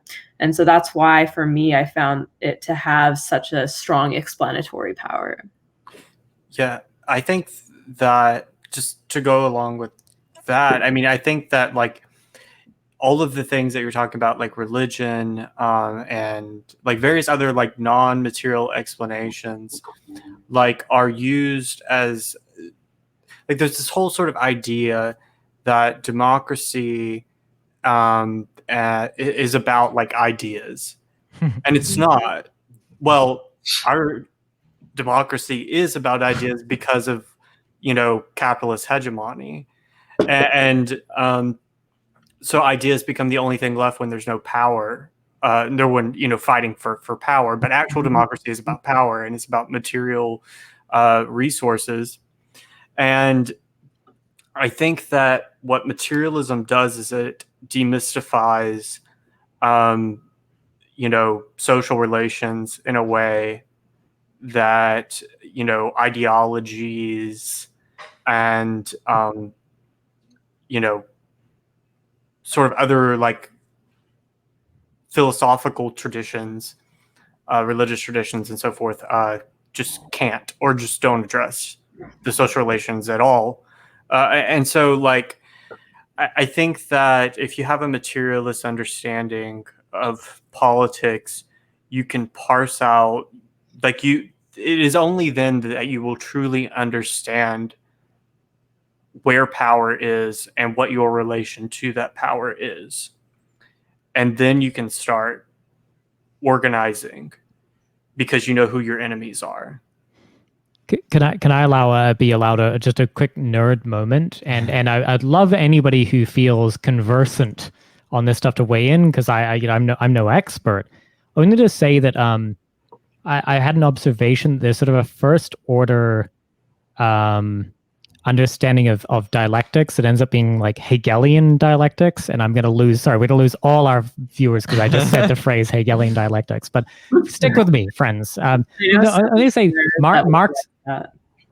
Marx's dialectics are different, and are not so vulgar, and I feel like part of the vulgarization of class that can take place in a sort of in people trying to find, stumble their way through the dark to a materialist understanding of politics can be just sort of to sound dismissive of some of this the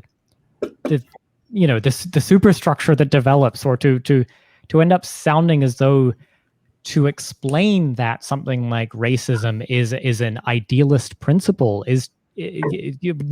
Marx's dialectic would never suggest that means it has no power. It has power. It has a real material effect in the world.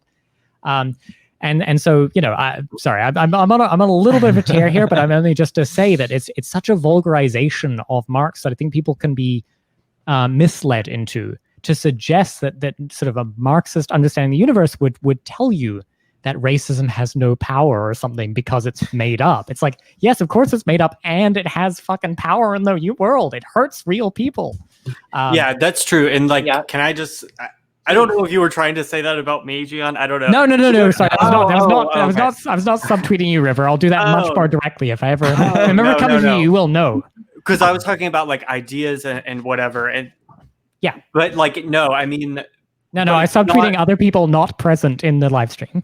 But it's not like what I meant by what I was saying about, our. No, sorry. I'm going to interrupt you only to stress I really didn't mean anything you were saying. Yeah. I genuinely mean it.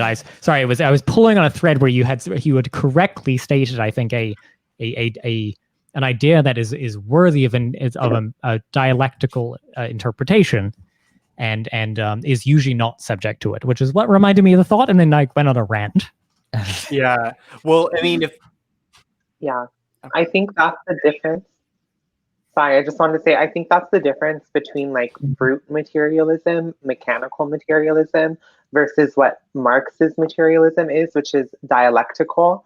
It's a materialism that can like hold the contradictions in things and understand the unity of contradictions.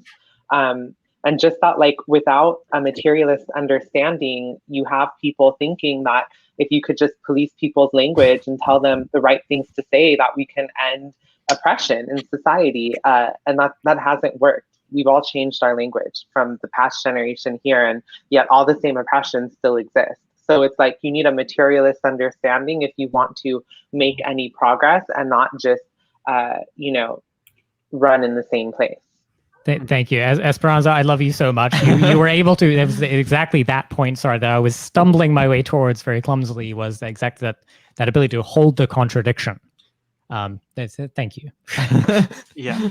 And you can never like lose sight of its function. And it's like, there is like still like a function, for something like racism, which isn't like actually, like, it's not like the Democratic Party or something is actually engaging like in a battle against racism. Like, they might want a more diverse elite, but that's not anti-racism. Like, that's tokenism. Like, racism still has like an actual function. I remember a couple of years ago, they were trying to unionize the Kia manufacturing plant in West Point, Georgia. And the UAW was, and the union busters, like these, lib, like probably elite educated Pete Buttigieg types, were going around and telling white workers at the plant that they were only going to give the benefits to black people who worked at the plant, which made the white people resentful because they're also working their asses off and also, feel like they want to be compensated for their labor, and get better benefits and stuff. Like, that is still like, racism is still being like perpetuated as a way to divide the working class amongst itself, and is being perpetuated from above, just like it was during Jim Crow. It's just, it goes through different channels now. It's not the state writing a law, but it's all these different machinations. And so,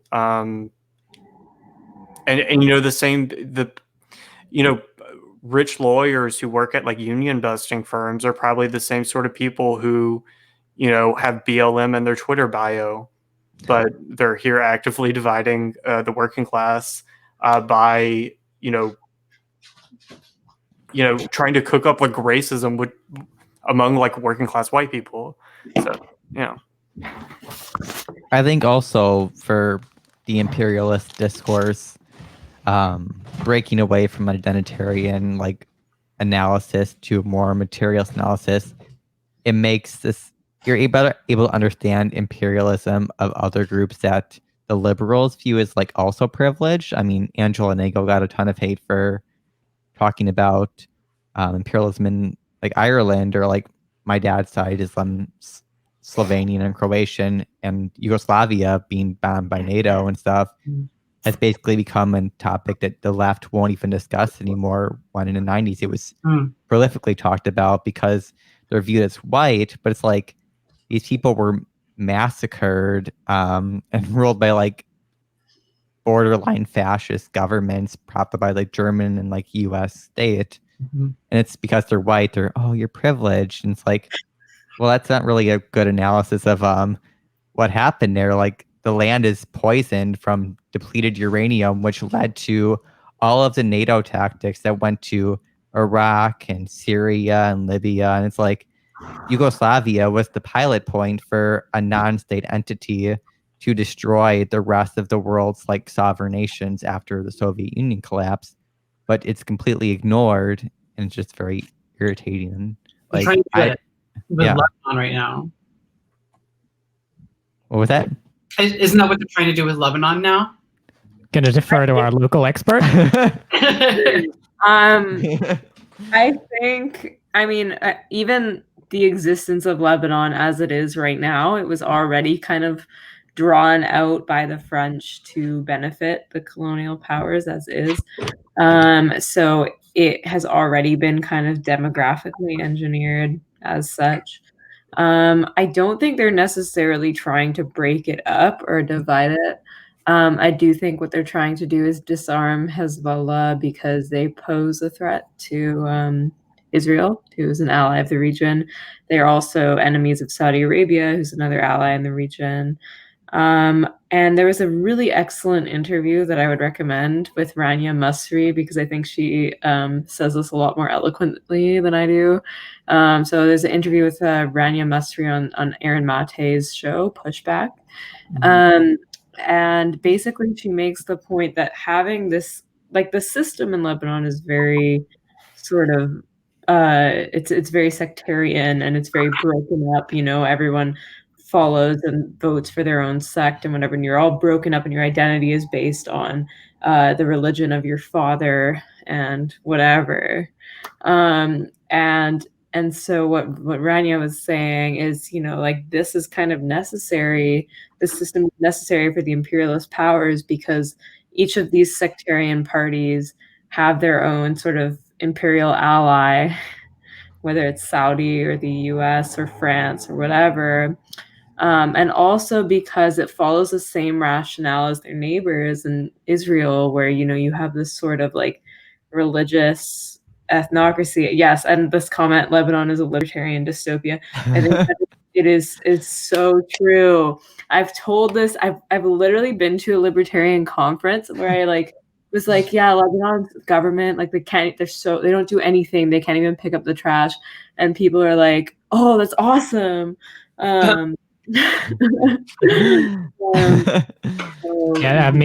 Mila, sorry, was on Twink Revolution about 3 weeks ago, 4 weeks ago, and gave a wonderful explanation of this. So highly recommend listening to that episode. Just little plugs in there. And we talk about never think we're not cheap. Tawdry. That's why I am.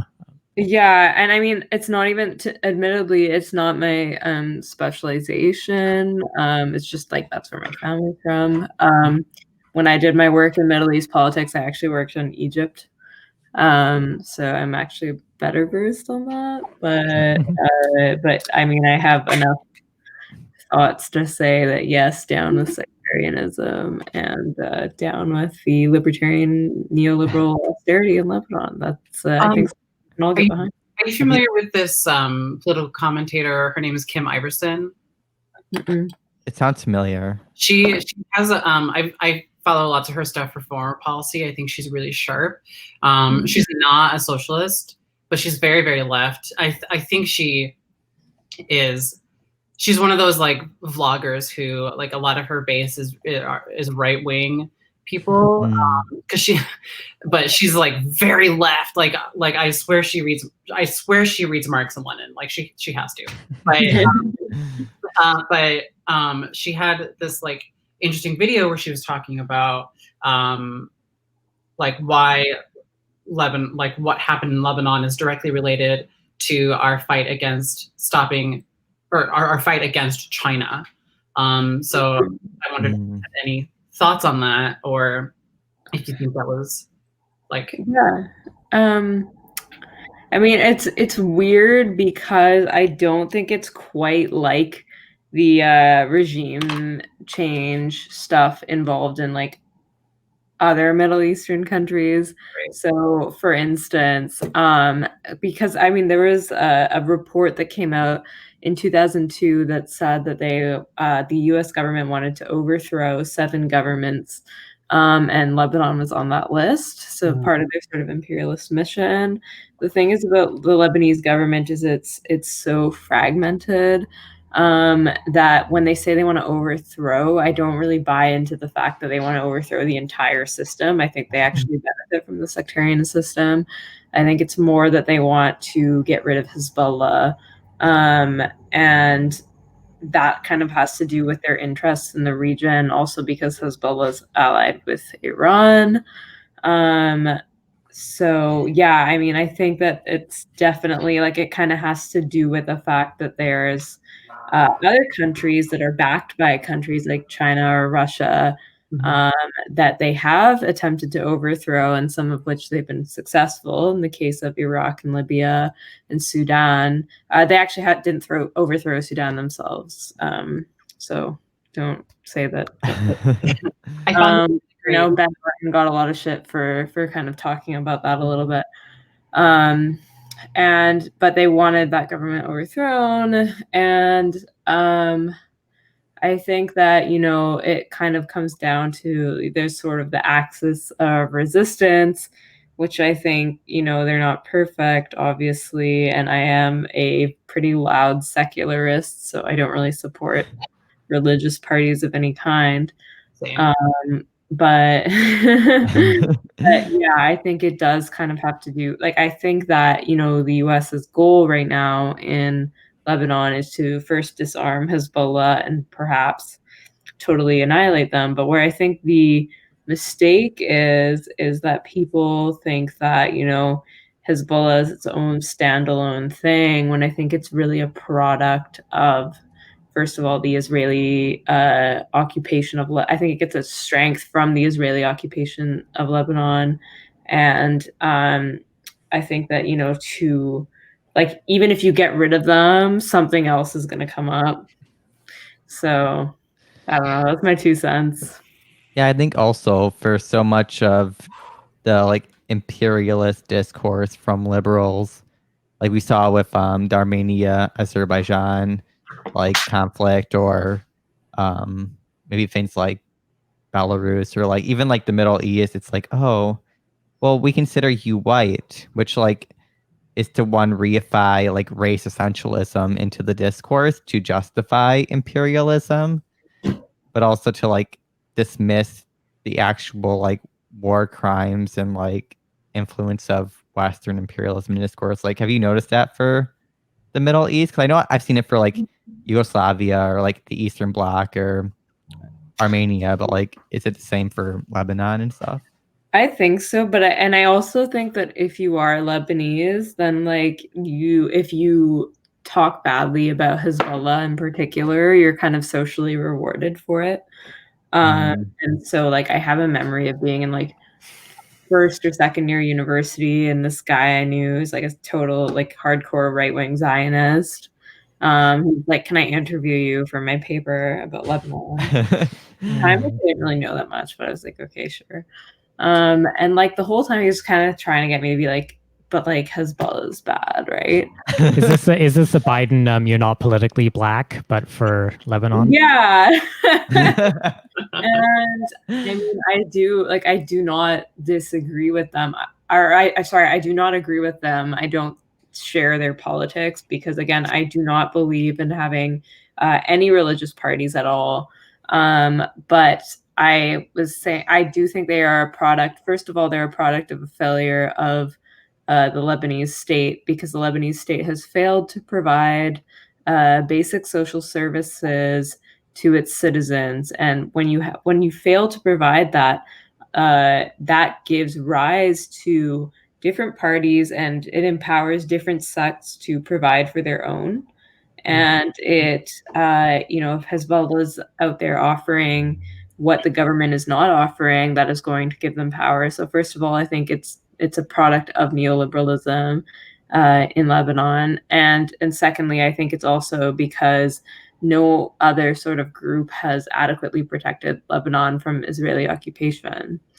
And so, you know, it is not fun for Lebanese people to see Israel invading their airspace every day. And when there's only like one party that is adequately armed to defend people from that, they are going to get support. And, you know, right now, like they have a lot of Christian support too, which is, some people think is unusual. And it's also unusual because the support for political Islam in Lebanon is actually really low. It's 17%, which is the lowest out of any Middle East country. And so it's not so much that people want an Islamic state, it's that they want some form of protection and they want providing. And yes, Amal Saad is wonderful.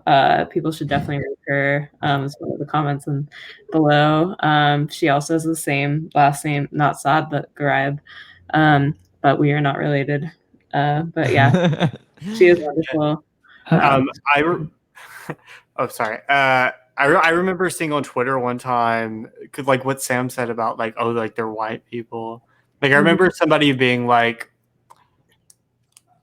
somebody was talking about Amy Trees or something, and they were like, "Oh, she's Lebanese," and they were like, politically white. No, well, they were like, no, but she's Maronite, so she's white. I was like, they're all like, it was like they're the same people. Like, it's just religion.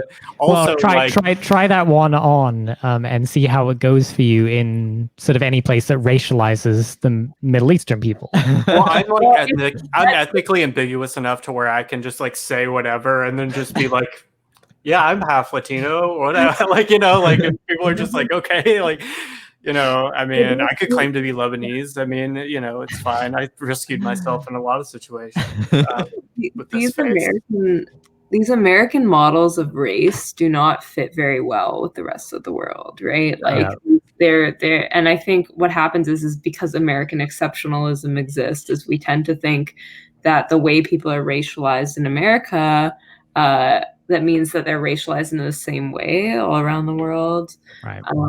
I do think that like a lot of Lebanese people, including myself, look white. Like we don't live life in the same way as a lot of other racialized people. But yeah, it's going to be different every time. So again, I would just discourage applying the American model to every situation because it's not the same. And I do think, especially, I mean, Sam mentioned Slavic people as well. I think right now what's happening is there is a lot of Russophobia in the US. And what I think is going to happen is because liberals conceive of them as white, I think they're going to be the next sort of acceptable targets of racism. They're kind of taking the place again of the Islamic terrorist. Whereas before, sorry, I have to offer, as an Italian, we are acceptable targets of racism. Please heap it upon us. We deserve it. I'm part Italian, so you can direct that racism. Yeah, why did we hold it? Sam, how did we fuck up our background checks here? Why is she on stream? My God. We have a 2 Italian maximum. Yeah, I'm sorry. Like it's Italian, so it's not like okay, that's acceptable. We work on Nuremberg code for. We're not a one-drop rule. Yeah, no one drop for Italians. Just. Well, I think smell the pasta sauce from here, Mila. I think another thing is I remember back in the day I tried to racialize Latino people as a race. Because in American discourse, that is the same race. Everyone is Latino or Latina, the same race. And they're like, actually, that's not even accurate. That's a quagmire right there. Yeah, just but it's the way you're raised up in the U.S. It's so I want to anybody who wants to pick up that thread, please feel free. I did want to pull in another little aspect here, just to slightly divert us. Go for it. About Chomsky. The Virgin Chomsky versus the Chad Parenti. And I have to, and in telling this, starting in introducing this, I have to sort of give some context. One is to say that if you want a clear-eyed view of American imperialism, you will get half of it from Chomsky. You'll get the rest from Parenti. And then the rest of the story I want to tell is Eric, this morning at about 8 o'clock my time in the morning, where I'm just blary-eyed, blinking awake, rolling over, there's a sort of a keen message from Eric saying, "Can you do a version of the ad for this event, but with Michael Parenti?" So why don't you kick us off about what are these off ramps that people are getting from ending up tank pilled like us versus ending up sort of with a libertarian socialist endorsement and becoming Vaush or something. What is this? What is this? What does Parenti mean to you? And what are these off ramps? Well, I think a lot of people don't really realize is that Chomsky came out of the CIA. Dead. Yeah. I mean, fair, yeah. I mean, so he obviously he had this libertarian socialist line, and he shit on the Soviet Union, so he was tolerable. That's why he was so big. And I think we all get, like we said, we get attracted to anarchism at first. I think we all kind of got on that Well, I never did. I did Trotskyism briefly. I never engaged with when I was like coming of age. The only anarchists I knew were just people who were like doing coke and like squats and shit. Like they were just people you hung out with, like who just did drugs. Like, and I have friends who are anarchists who still live like that, and they're wonderful people because they don't know anything about politics. They just like the aesthetic. And like they're idiots, and I love that about them. But never washing your black hoodie. That's politics. You know, communists can also be really about aesthetics, like politics in the U.S. Yeah. I mean, if you go to Los Angeles, people think that putting on makeup is like inherently liberatory, that it's revolutionary, like that your aesthetic. What are you talking about? That's true. No, it's not. Have you seen this lighting? It's really I want to hear more. Sorry, I really want to hear more about this. Who are these people? What's the what angle are they bringing on this? I mean, I'm not going to name them, even though I want to. I just you need to walk me through the reasoning here. Yeah. So the idea, the logic is that women are oppressed, trans women are oppressed, and so when we put on our makeup, we are resisting that oppression by being our bad self or something. I don't know. It's not my logic, but the point is that like that's what it's considered, like the whole like my existence is resistance, like I'm gonna put on my makeup, my war paint, this and that, but it's like that individual emancipation that only exists in fantasy.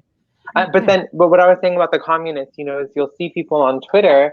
And I hate that I'm involved in Twitter now because I just think it's so fake. But like, people their communism, like they're not in an organization, they're not in a party, they don't really read that much.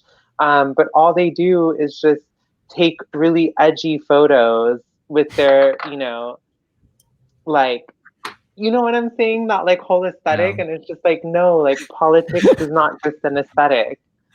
See, I love Twitter. I met like 90% of you from Twitter, minus like me, Amelia for Twitter world, but libertarian day. Yes. But yeah, Esperanza, I totally feel what you're saying. I think a lot of times right now people think that it's a feminist act or an empowerment act to just like essentially do the things that you're already incentivized to do socially. Like you can even look at like workplace statistics, for instance, where like women who wear makeup are treated better in the workplace and sometimes even receive higher pay than women who don't wear makeup. And so we're all, performing these acts that we're socially incentivized to do. And I wonder if it's just like a big cope to be like, yeah, this is this is like an act of resistance. Can I do my Jordan Peterson for one moment? Yeah.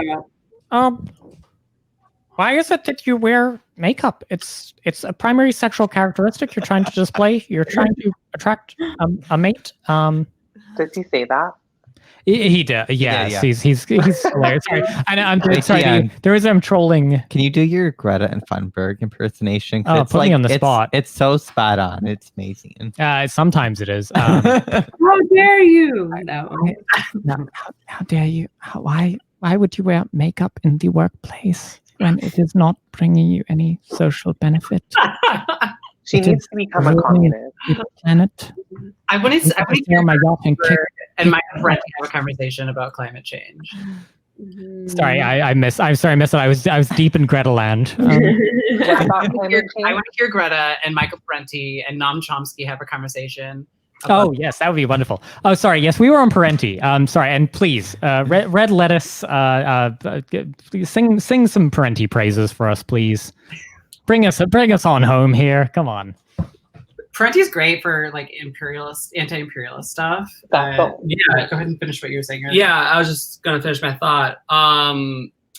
Yeah, so I think like Chomsky is so big is because he's like useful for shitting on successful socialist projects like the USSR, like Cuba, and you can name it, like the DPRK. Oh shit. China. China. Oh no, we Yeah. lost Esperanza. Okay. Should be back. But yeah, and then you get, you have Michael Parenti, who really gives the full picture of like what happened, of like the historical materialist analysis of how the USSR developed, and what were the real material conditions of that were going on at the time. Mm-hmm. And he really gives a deep analysis of like how imperialism is rooted in, capitalism. Yeah, he was really helpful for me personally to understanding like what happened with the USSR. And he says they didn't fail. They were hugely successful experiments with, I hate calling them experiments, implementations of. They're socialist successes. They were successes, and in a lot of ways, and he says socialism didn't fail; it was overthrown. Yes. Right. And where Chomsky is really useful here is his like the way he fleshed out manufacturing consent has Right. been hugely important to the way that I analyze foreign policy and read. Every time there's a humanitarian crisis, like where like liberals are up in arms, like, oh, we've got to do something about it. But like, and you've got Kamala Harris on the debate stage saying we need to deal with China, and everybody brings up the fucking Uyghurs. Like, you didn't know who the Uyghurs were until last summer. So and like Chomsky would say that Lenin was a counter-revolutionary.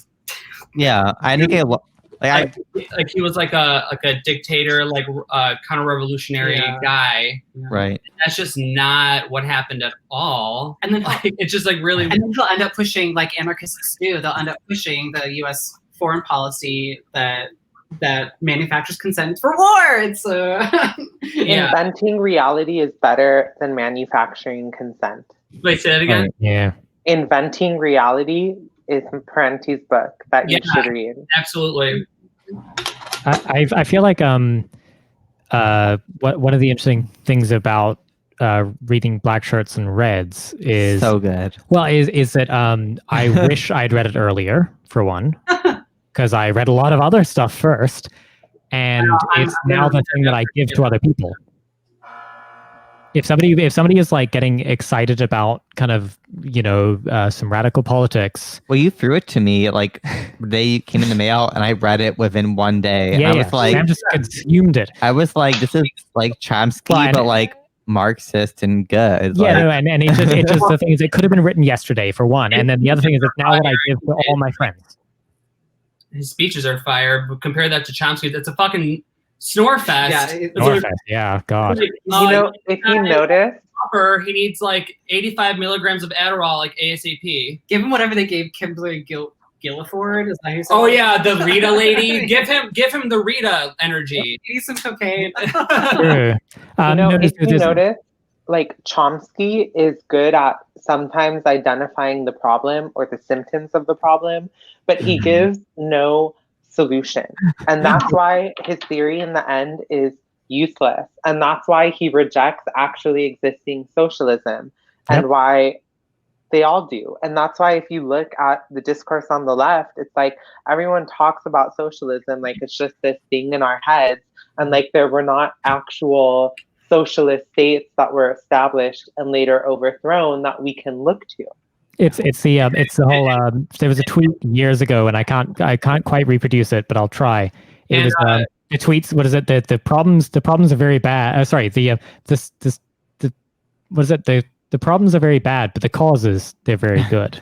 And that's kind of That's Chomsky to me. He's sort of just like embracing all of the problems that lead up to the problems that we have, and then being very good at speaking about the problems that exist. I remember when we had Esperanza on, a lot of the like pro-sex work generalization community, which is like you mentioned they were like dominatrixes and like porn stars, which is like completely accurate in their bios, but they kept bringing up China, and I think it was you that retweeted something about China's actual policy towards it, and it was like, oh, turns you were saving like sex slaves from like pimps and brothels, and they had free healthcare and like Marxist education. I'm like, how do I get this? Like, it sounded quite nice to me, like, to be honest. Like, and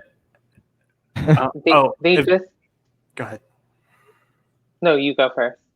Oh, okay. I was just gonna say, like, I mean, Chomsky, like, you have to understand him as like as a figure of like the new left. Like, he is like the archetypical like new left figure because he arose like during the Vietnam War era. I mean, he was a linguist. He wasn't like he's not like a traditional political science scholar or anything, but he has like a critique of power, and like that is Chomsky's thing, is that he fears power, like the consolidation of power. But to run an effective state, you have to have power. He's an anarcho-syndicalist, as far as I can tell. I mean, also like a Democrat, which doesn't make any sense. But like the thing with anarcho-syndicalism is that it can never work. Syndicalism can work, but it can only work under capitalism, and it can only work like historically, like if you look at precedents, like it can only work like in a sort of capitalist nationalistic context. Like syndicalism was an important part of Peronism. I used to, my undergrad was in international relations, and I studied a lot.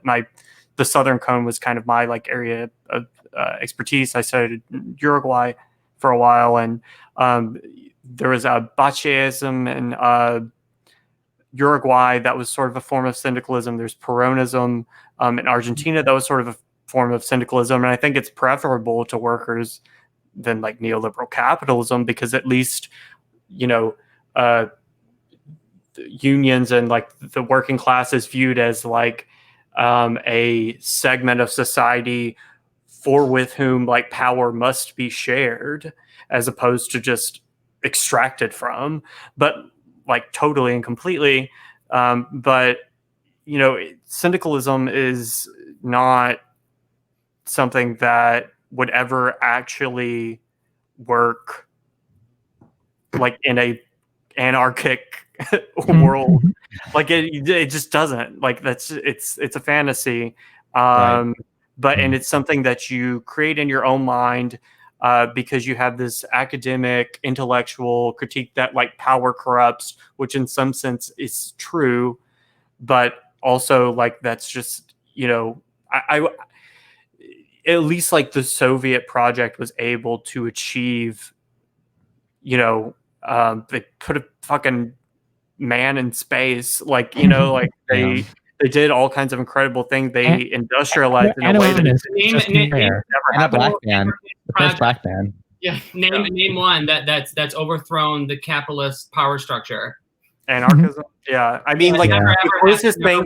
It's a reactionary right wing ideology. It really is. It's a hyper individualistic ideology. It's not rooted in materialism at all or dialectics at all. We're going to pick up this thread. Just a second. Sorry, I just want to break in here. Esperanza has to leave us, unfortunately. She has a long hard road to travel before us. So Esperanza, I wanted to give you the final word both on this topic, and we'll continue talking. And then also, please tell us about things you're working on, where people can find more of your content. Yeah, please use all the plugs. And we'll have you back on again. And then you'll be back. Yeah, I'm so tired and scattered today. I feel like I don't even know what to say to that.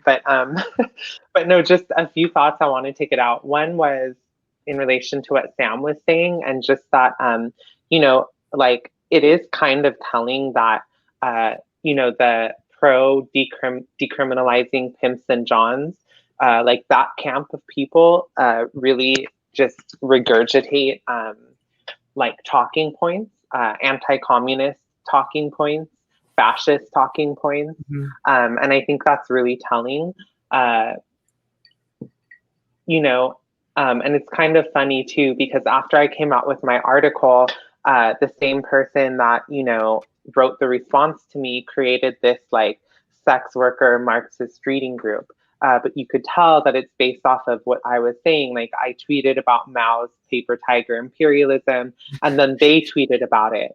I tweeted something, they tweeted something, and it's like super clear that like, they took this George Soros funded red umbrella icon and slapped a hammer and sickle on it. And it's like, you're just a pure reactionary, and you could, study Marx, but ultimately that's only going to allow us to share the same terms and definitions, and will be much easier to defeat you in argument. But yeah, that's the one thing I wanted to say. And like, I think people should be wary of anyone that doesn't look at the actually existing socialisms and base at least some of their analysis off of that. And then in terms of the work I'm doing, most of my work right now is in the labor movement.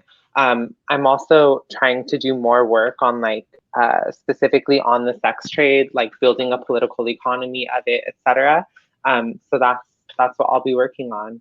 But it was really cool to meet all of you, especially Mila, who I'm meeting for the first time. Yeah, and make sure everybody's following Esperanza at N Class Society on Twitter. And yeah, we love you, Esperanza. Yeah, thank you, Esperanza. Again, she'll be on our pod soon. I'll get her on. Yeah. Guys. Esperanza on, So we can talk about OnlyFans. Yeah. Love that. OnlyFans or only capital?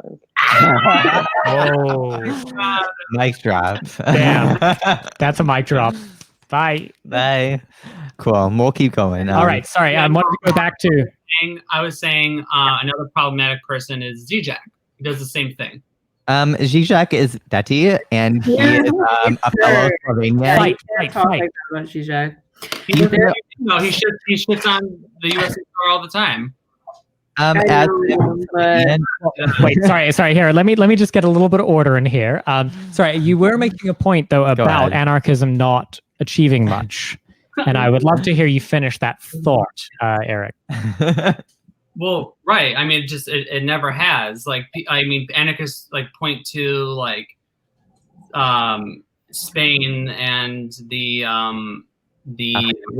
Rojava, but they never overthrown the system of capitalism. They never maintained their revolution because they don't believe in the dictatorship of the dictatorship of the working class, and they just, you know, it's a real like infantile way of thinking because they just want to get rid of like the state and like no one is in charge. It's just like it doesn't make any sense.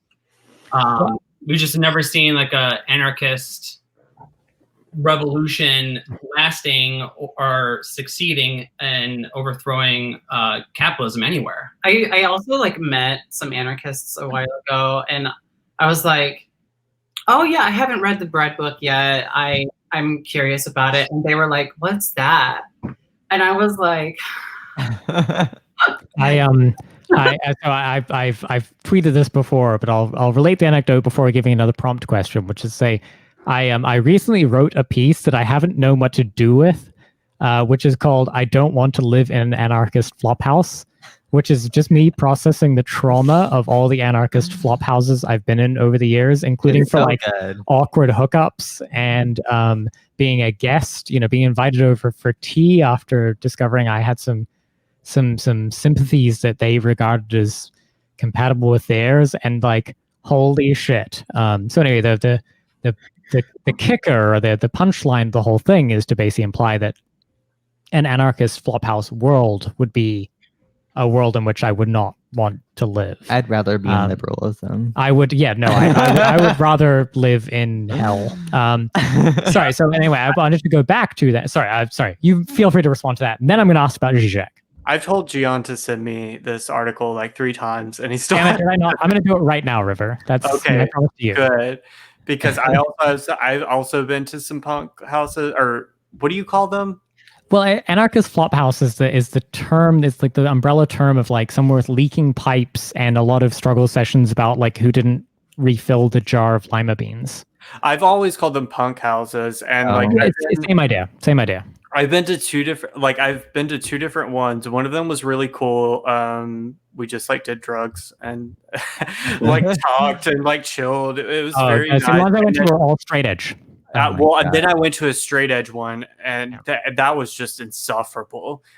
Like, I can't get through this without drugs. Yeah, I was like there was just like people trying to like give me cassette tapes that they had recorded, and I was like, Yes. I'm trying to reproduce the line. 2017. I don't have a cassette tape player, sir. Like, Can we talk about like the primarily like Maoist and like Trotskyite communities as hating fun in the left? Well, first I do want to, but I sorry for one. First, I want to recite the line to say yes. That if it looks like a crack house, but nobody seems to have any fun. yeah.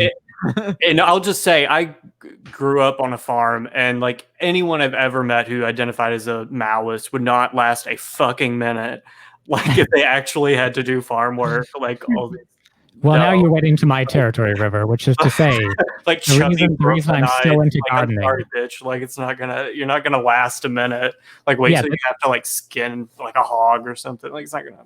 Well, the Chaz garden was, roundly criticized. The community garden that was about like 4 feet by 4 feet, and it was like on a tarpaulin, and it was about 3 inches of soil. But wasn't half of it like black only garden area? No, that was a different part of the Chaz. Okay. The Chaz community garden didn't last long because all the plants died, and we stopped talking about it. But anyway, so this is my whole project in gardening. No, is that I will when I end up co-opted into an autonomous zone, the garden will be a site of struggle. You'll have Italian tomatoes. It will be a thing of beauty. Nobody will ever criticize the Castro autonomous zone garden. Sorry, I wanted to go back to a critique of Zizek, because if anyone was a show of hands, I mean, who would say they were a pretty big fan of Zizek on this stream? I can't really understand him. No, this is so good. I like Zizek. This is a struggle session. I like him because he's also a Slovene. A lot of Trump's first lady, Melania Trump, and also Amy Klobuchar, which are all people in American discourse. So I can't diss my fellow people. You get to make the defense next. No, I would love to hear like where's the issue with Zizek? I mean, I wouldn't always say I have uncritical support for him, but I'm happy to hear. He's not hot, so. I claim that I don't have too much of an opinion on Zizek because I haven't read or gotten into a lot of his work. So a lot of what I know is from like what other people say about him. So because I don't have a good understanding of his work, I don't have I guess it's like I don't have a what's the idiom I'm trying to use right now? A strong opinion. What's a better one to use? A hot take.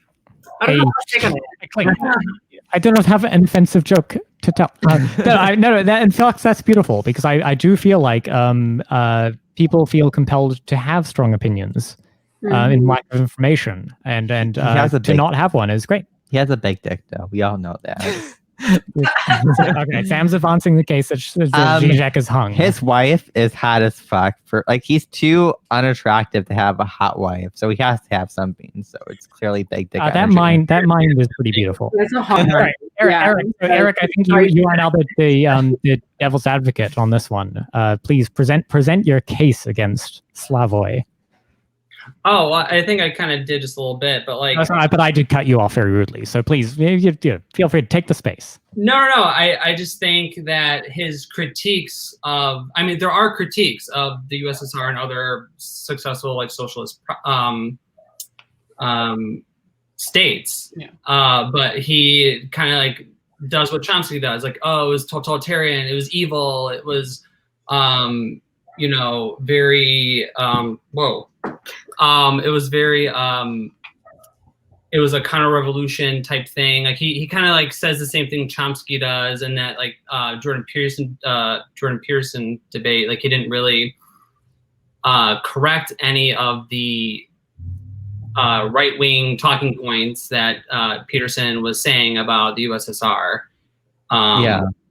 So if I may offer the first weak defense before Sam explains these the Slovene solidarity case. I have a defense too. I was him. Yeah, no, I know. No, we're all going. No, mine is very quick. I promise. It's only to say that I will be the first to admit that if my the Soviet Union in the 1980s fucking sucked. Yeah. And so therefore the case I would use to prosecute somebody who is critiquing it would be, is there analysis of why it sucked, that communism is inherently evil and a failure, or is it that they have a sort of a dark sense of humor about the failures? Yeah. And understanding, but also a clear-eyed view of the, what was an internal failure and what was an external failure. And so I claim that Zizek has a clear-eyed view of that, and that's why I find him very readable, and that's why I still enjoy his takes, even those that are very, very damning of certain eras of Soviet history. Right. If anybody wants to weigh in next. No, I agree. I'm mostly joking because we are both ethnically Slovenian, but I agree that I think a lot of his analysis of 20th century socialism has some of that Chomsky-esque interpretation, which I don't agree with. I'm just mostly giving bullshit. But he gives the analysis where it kind of comes across as, I don't know, how do I explain this? It comes across as anti-communist in many ways to me. Maybe he's not even trying to that. Could be a cultural distinction. But I don't really feel like I have time for any of that anymore. But it also makes sense because in the 20th century, the communist states were collapsing because of they're taking on of World Bank or IMF loans, or the Gorbachev revisionism in the Soviet Union. So it makes sense, but I still think Zizek offers a lot of important cultural analysis that a lot of the left won't even discuss because it's considered class reductionist and stuff. Do you want to go next, Mila? Yeah, go for it, Mila. Yeah, sure. I mean, I guess I kind of share the views of both of you guys, Sam and Gian. I see comments about Mark Fisher, who is Mark Fisher is probably one of my favorites of all time. And Capitalist Realism is probably one of the best books ever, so everyone should read it. But yeah, I think that I kind of take Zizek with a grain of salt, as I do with most public figures, because I think when you're a public figure, you kind of say a lot of provocative things, and that's fine with me. I really enjoyed he has a book called Did Someone Say Totalitarianism? And it's kind of funny because it kind of goes against that sort of Chomskyan or the stuff that's on that anarchists tend to do, which conflates communism and fascism as the same thing. So he kind of talks about the misuse of the term totalitarianism, which I thought that was a great book. There's also some of his cultural commentary that I really like. I liked his comments on the movie Parasite. I thought it was really good. Where basically he was saying that what was so spectacular about Parasite is that unlike a lot of mainstream liberal discourse that kind of idealizes the oppressed and treats their category as an oppressed people as something that's virtuous. He was saying that they're regular people, and the great thing about Parasite is that it shows that some people can't afford to be good people. And so, yeah, I really appreciated his analysis on that. I thought he was kind of fun in the Peterson debate, even though I do think that he underperformed. Peterson was hotter. Peterson was hotter. Sure, I'm saying. Zizek clearly has a 12-inch dick, so who's hotter in that regard? Well, so here, let me prompt River's answer. So the point I did not make very well before was to say that is there anything that Zizek Zizek is a cultural critic. He's hot. And is very, very good at critiquing American culture, popular culture, world cultures. You'll see him on German TV speaking fluent German, critiquing German culture. And so I guess I've always read his critiques of the Soviet Union as not anti-communism, but as a critique of a culture he was very familiar with. And he's an iconoclast. So anyway, sorry, River, take it away. Yeah, you kind of beat me to it. Like, Dan, got it.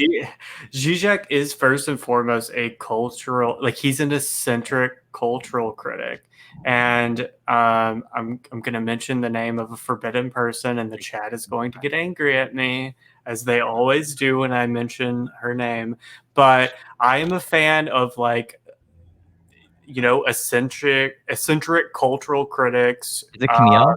Camille Paglia. Yeah, we all love That her. was beautiful. Yeah. Thank you. Beautiful pronunciation. Thank you, River. Yeah, thank you.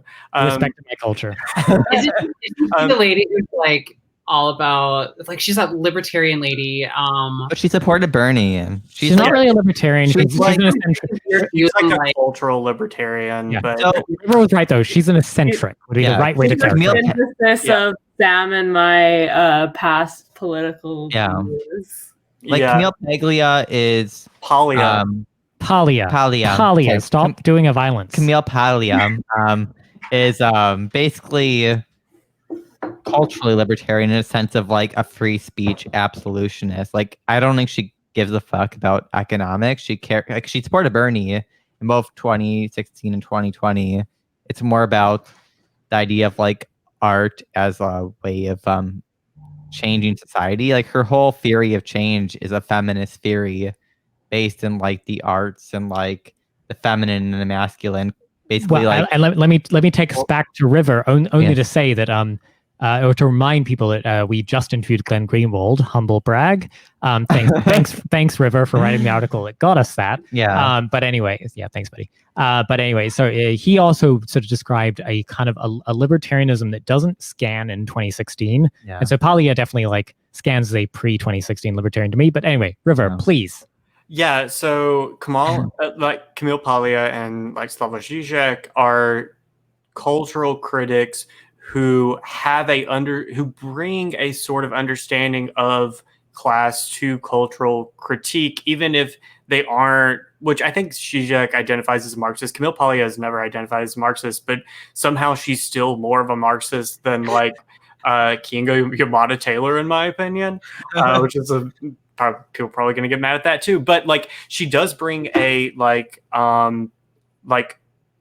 her critique of like the sort of new left and like second wave feminism and the third wave especially, is that it was an outgrowth of like middle to upper middle class like identity politics and like careerism, and that like most working class people can kind of hold their own, and like they don't want to be seen as victims. Right. Like they,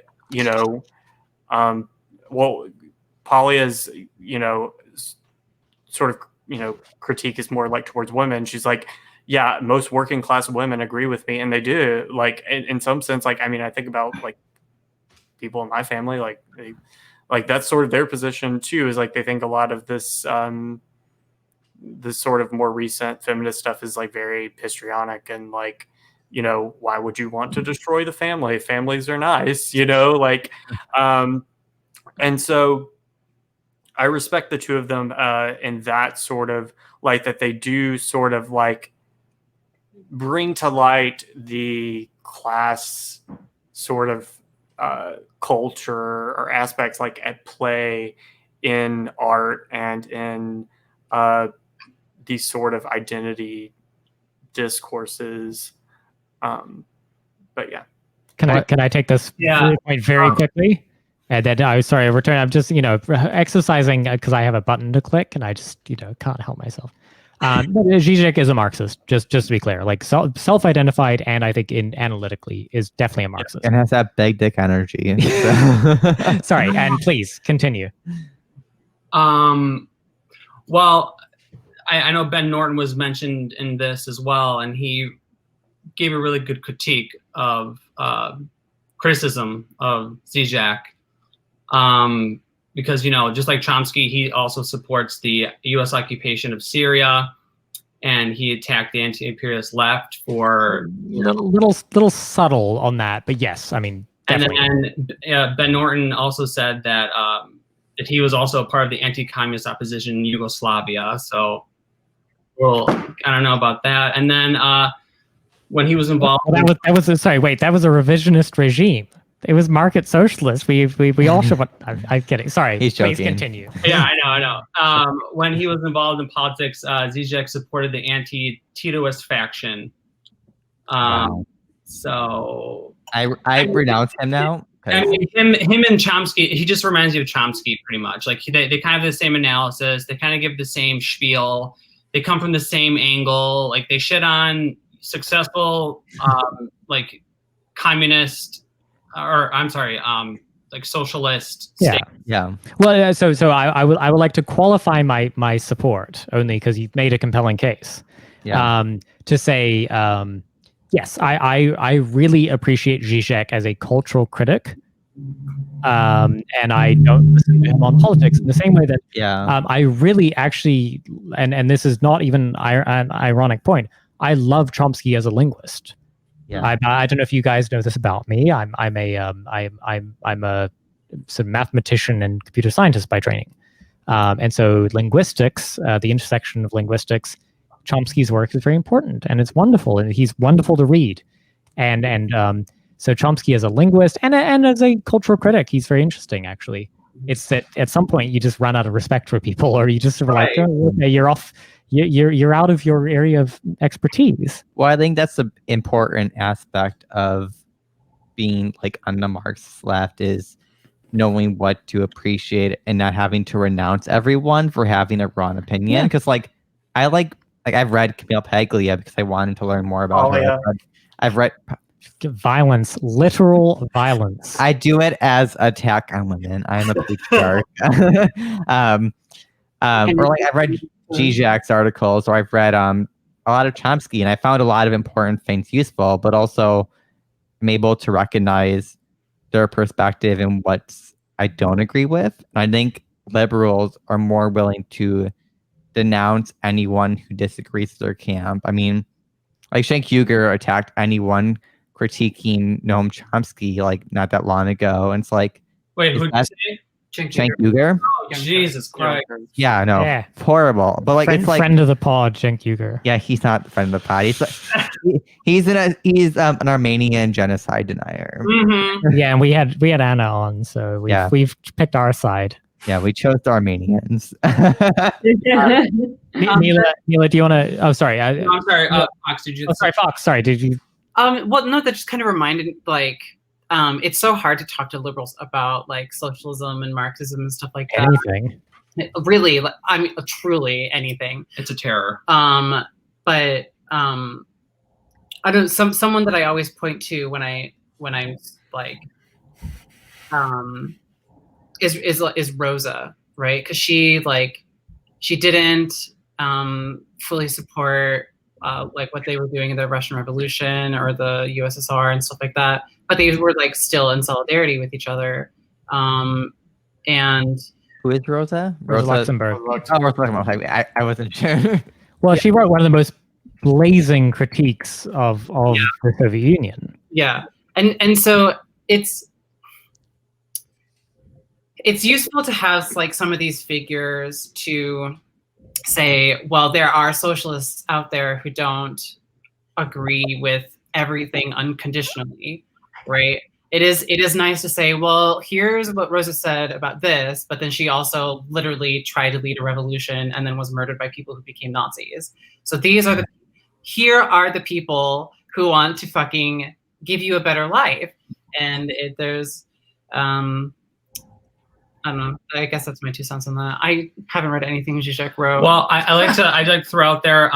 There's some people on YouTube that really talk about this in really great detail. Hakeem. Yeah, everyone follow Vaush and Thoughtsline and Oh yeah, gosh. Oh my god. I watched his video on like would Lenin vote for Joe Biden, and I was like screaming. Sorry, I was not trying to derail you there. I just had to get a joke in. His fans like swarmed us. When his fans are not fans of us. Sorry, Eric, you're making a serious point.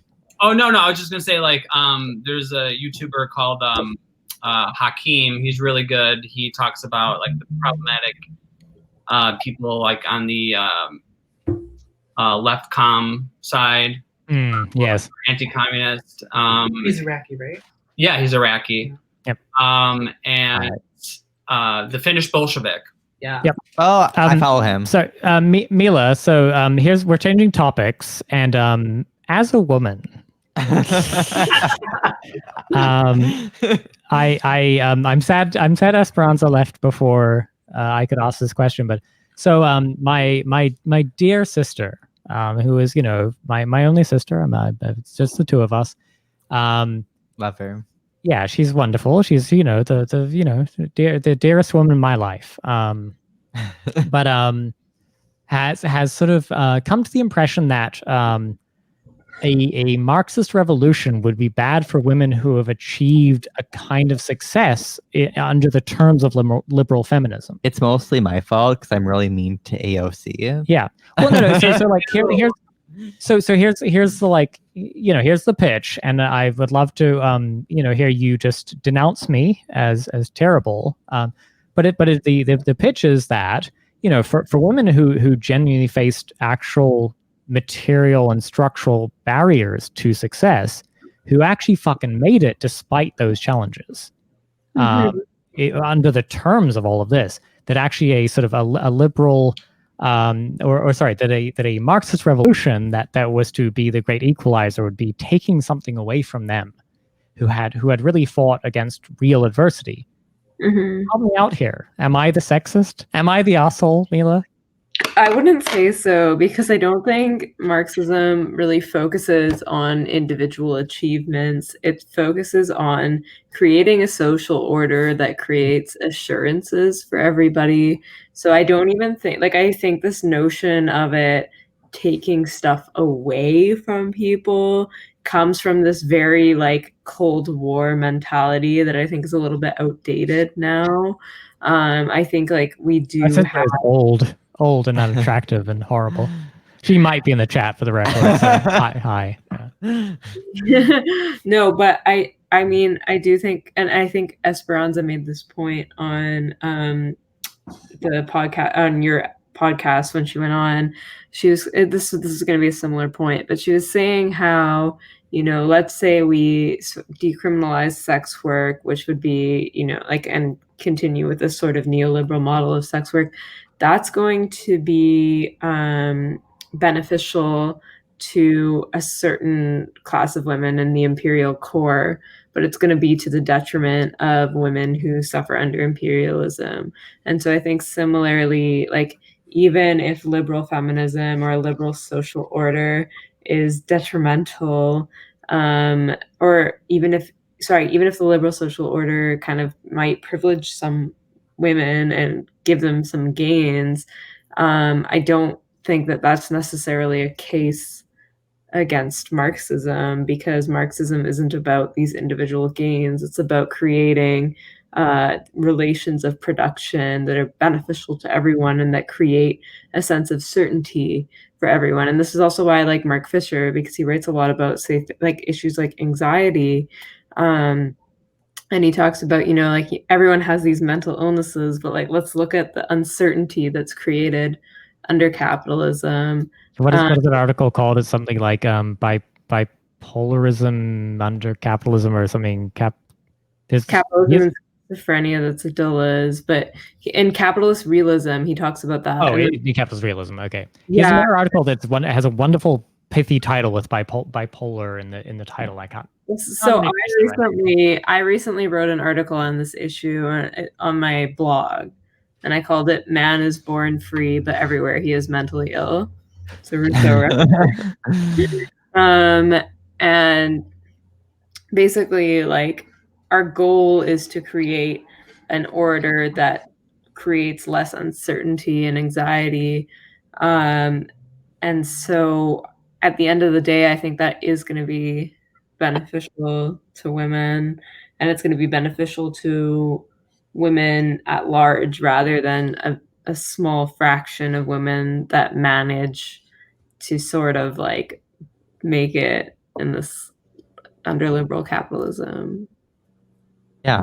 So I think this is the big thing that I've got like split on with like the liberal feminist analysis is as a socialist or communist, I feel like it's redundant to identify as a feminist. Because in communism there's already an analysis of like why women are subjugated into a lower status because they do twice the work that a man has to historically. Like they had to do not just like if potentially factory work, but also like take care of the children and clean the house. So to me, it's like I don't need to reaffirm a feminist critique because I already agree with that. And often it's like feminism to me is conquered by liberals. And I have disagreed with that because like I think after reading Esperanza's piece, which ties in feminism into the Marxist analysis, I think I've maybe questioned more like if it's worth utilizing the label. It's not so much like, oh, feminism's bad, but it's more like, is it useful in the struggle? I think a lot of people like see that as like right wing or reactionary when it's like, well, of course I agree with all these things. Like, but let's talk about more than beyond that. Like, I already agree that gays and like trans people and black people deserve all the rights because I'm a socialist. I think everyone deserves them. It's like, why do I have to add all these other extra labels to reaffirm what's already inherent into the socialist ideology, you know?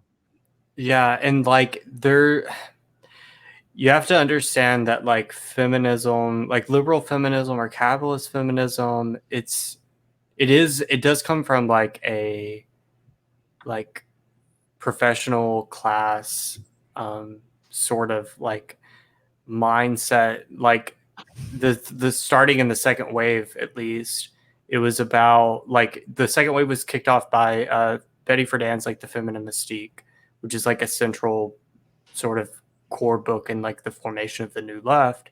And it was all about how like women need to get into the workforce because they don't need to be dependent on men. But the thing is that women were already in the workforce, just not middle class women like Betty Friedan. Like my grandmother was a factory worker and like she worked in a glass factory her entire life, and she was poor her entire life. And so it's like you have to like think about like where this came out. Like, you know, it's sort of this idea like work will set you free is like still sort of like the mindset. It's like, yes, you've achieved these things, but you have to understand that like one person's individual achievements like do not make up for like the massive inequality that still goes on in society. Like if you think about, I mean, my mom, like I was like born to like a teenage mother, like, and I mean, she was lucky that like my paternal grandparents, like I wasn't close to my dad, my paternal grandparents like had a decent amount of money and like basically like gave her like they had a rent house that was open and they let her stay in it basically for free. But otherwise, like, I mean, she, you know, would have just been totally, you know, had nowhere to go, like would have had to work multiple jobs to stay ahead because like, you know, if you have a child out of wedlock, like it still falls on the mother, right? So like for like sort of working class, you know, women, like they have the most to complain about in a sense because they really are the ones who are being like abandoned and like hurt by men in some sense, and you know, who and are really being like denied material things, especially in like cases of like single motherhood and stuff like that. But like I'll never forget, like it was some interview that Betty Friedan gave where somebody was asking her, you know, because Betty Friedan's whole thing was like, no, you can still have kids, like you can have it all or whatever. And somebody asked her, well, like who's going to take care of the kids? And she was like, well, there'll be other women who do that. But then the question is like, well, who's going to take care of their kids? And at a certain point, you realize that like this is an individualist project because some woman is always going to be at the bottom. Some woman is always not going to be able to have it all. She's not going to be able to be a full-time, like a good, you know, provide for her kids in the way that she wants to emotionally and materially because of the class system. So I think, I'm sure other people have said it, but there's a really great piece in the Baffler by Amber Lee Frost called Daddy Issues, which is mostly a critique of like the toxic masculinity thing and how it seems to be more directed towards like working class men. But I believe it's in that essay or maybe another one where she says that like socialist feminism means that you have to make men optional. Like the goal of like socialist feminism should be that like you don't need a man to help you like raise a child or like have it all, but that can only be true for everyone under socialism. Let me cut in briefly because dear Mila has to leave us. Mila, where do people find more of you? The Unacceptable Podcast is a favorite of mine. Where do they find that, et cetera, et cetera? Yeah. Any final thoughts you want to give? First, I just want to like make some ending comments on the feminism thing because I think it's important. Why would we want to hear from you, Mila, about that? Pardon me, there are other people who want to talk. Much more important. Well, I've definitely had a lot of like a long journey with feminism, and I do think that the only possible feminism is a socialist feminism, and I also think that we need to have a feminism where we acknowledge women as capable of being, and this is what Zizek said, women as capable of being manipulators, women as capable of doing bad things, that we cannot idealize the position or the social category of women.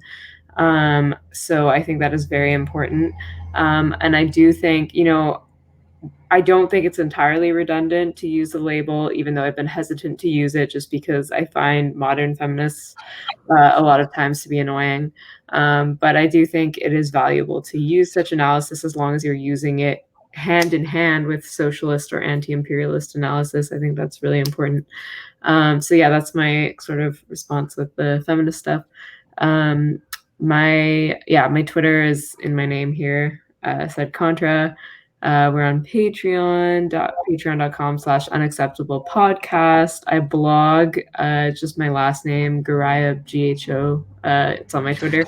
I'm not, but yeah, grab.substack.com. And I mean, anytime I post stuff, I just post it on Twitter anyway. So I guess that's like the primary place to find me.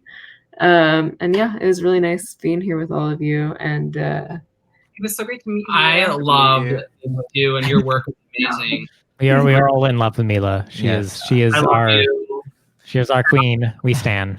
Once I get my passport renewed, I'm coming to see you. We're gonna hang out.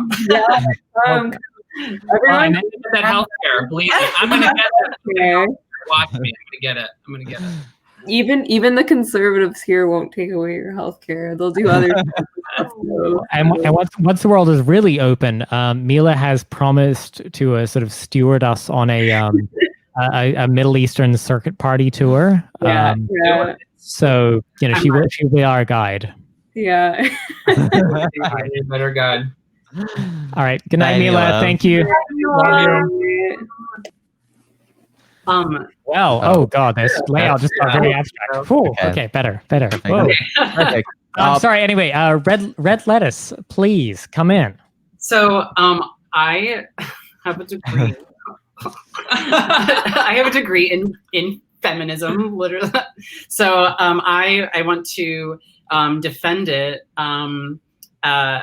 because women have opinions and they are important. But also, Frederick Engels shaped or reframed the way that we talk about gender entirely in his book, The Origin of Private Property in the State, or The Origin of Family, Private Property in the State.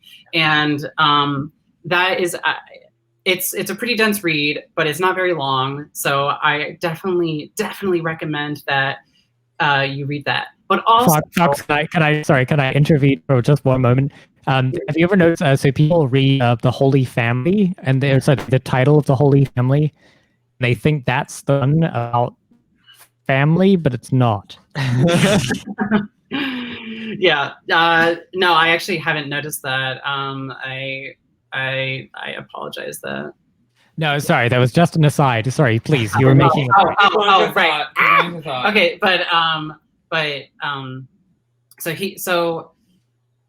where was I?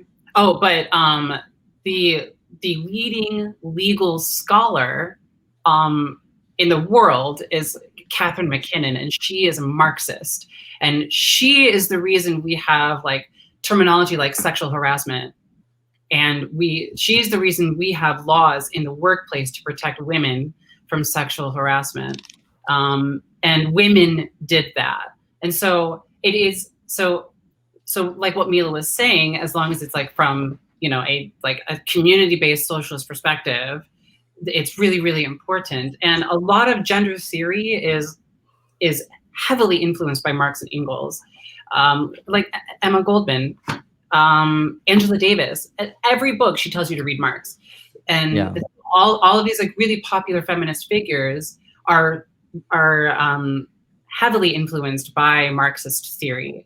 So, and it gets lost in it gets co-opted by liberals and stuff like that. Everything is like red-washed. It's getting red-washed. Like police abolition and defunding the police is getting co-opted by liberals now too. Like it doesn't matter what it is. It's going to get happened, and it's going to get like bastardized into so it can fit liberal ideology. And all they're going to do is talk themselves in circles, and they just want to like morally, they just want to posture, and they just want to be morally superior. And it's just that clout chase. They want to chase clout, and that's the harmful identity of politics that people don't want to talk about. Further divide everybody. Yeah, they just I'm smarter than you. Like that is also bad identity. The oppression Olympics. Right. But sorry, just while we're all on stream, do we want to play that game? Anybody want to quick round of Oppression Olympics? No. Never mind. Well, we're in Chicago, so we have winter, so we're way more oppressed than you. We have wildfires. We have not seen the sun in several days. We had fire tornadoes. I think we went. I'm sorry, the Lake Michigan is really high right now. So I'm sorry, I'm from Wisconsin. Pardon me, River lives in Florida, so trump card. Oh. Yeah, I mean, there was literally a tropical storm the other day, and I didn't even. No, sorry, just River. You didn't need to keep going. I just Florida. Yeah. My mom called me and she was like, "Are you okay?" And I was like, "Yeah." And she was like, "Oh, well, a tropical storm isn't a tropical storm like hitting you right now?" I was like, "I mean, it's raining, I guess. I don't know. I'm at the grocery store. Like, we just, like don't even notice here. Like, unless we have to evacuate, like we don't give a shit. Like, yeah." Sorry, I was not trying to quite intervene there. Sorry, were you? Sorry, Fox. I just want to clarify, like, oh, sorry, my dismissiveness and using the term as a feminist as a personal signifier. Like, I'll never say I'm anti-feminist because, like, I don't think that's politically useful. Like, I'm politically a misogynist. I'm more skeptical on the use of feminism in the sense that I think the discourse is dominated by liberalism in the same way I think much of like police defunding discourse or like police or prison abolition discourse is like dominated by liberal discourse. And I have to question myself, is this what actually will appeal to a working class base, or is it? Oh wait, so you're making a kind of utilitarian argument or a tactical argument? Yeah, it's a my view on feminism as a term is a utilitarian argument. It's not so much a like ideological argument. It's like, is this term even useful to the working class base, because like so many of the terms adopted by the like broad left, I think doesn't actually connect with the vast majority of working people. Like I've talked with my family who supported Bernie and stuff, but like when I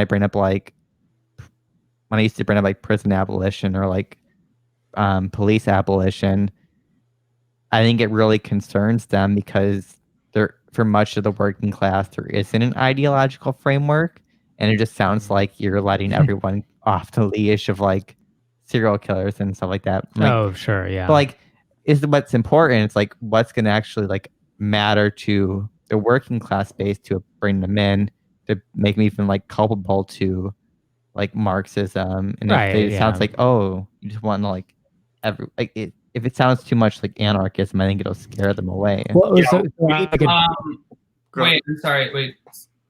I wanted to please. Go ahead. yeah. So someone in the comments mentioned Sorry, pull one out.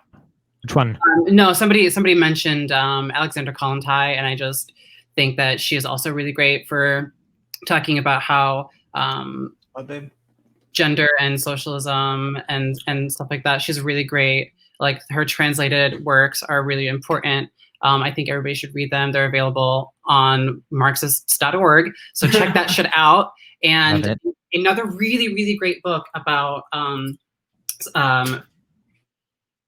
socialism and women's lives under socialism is a book called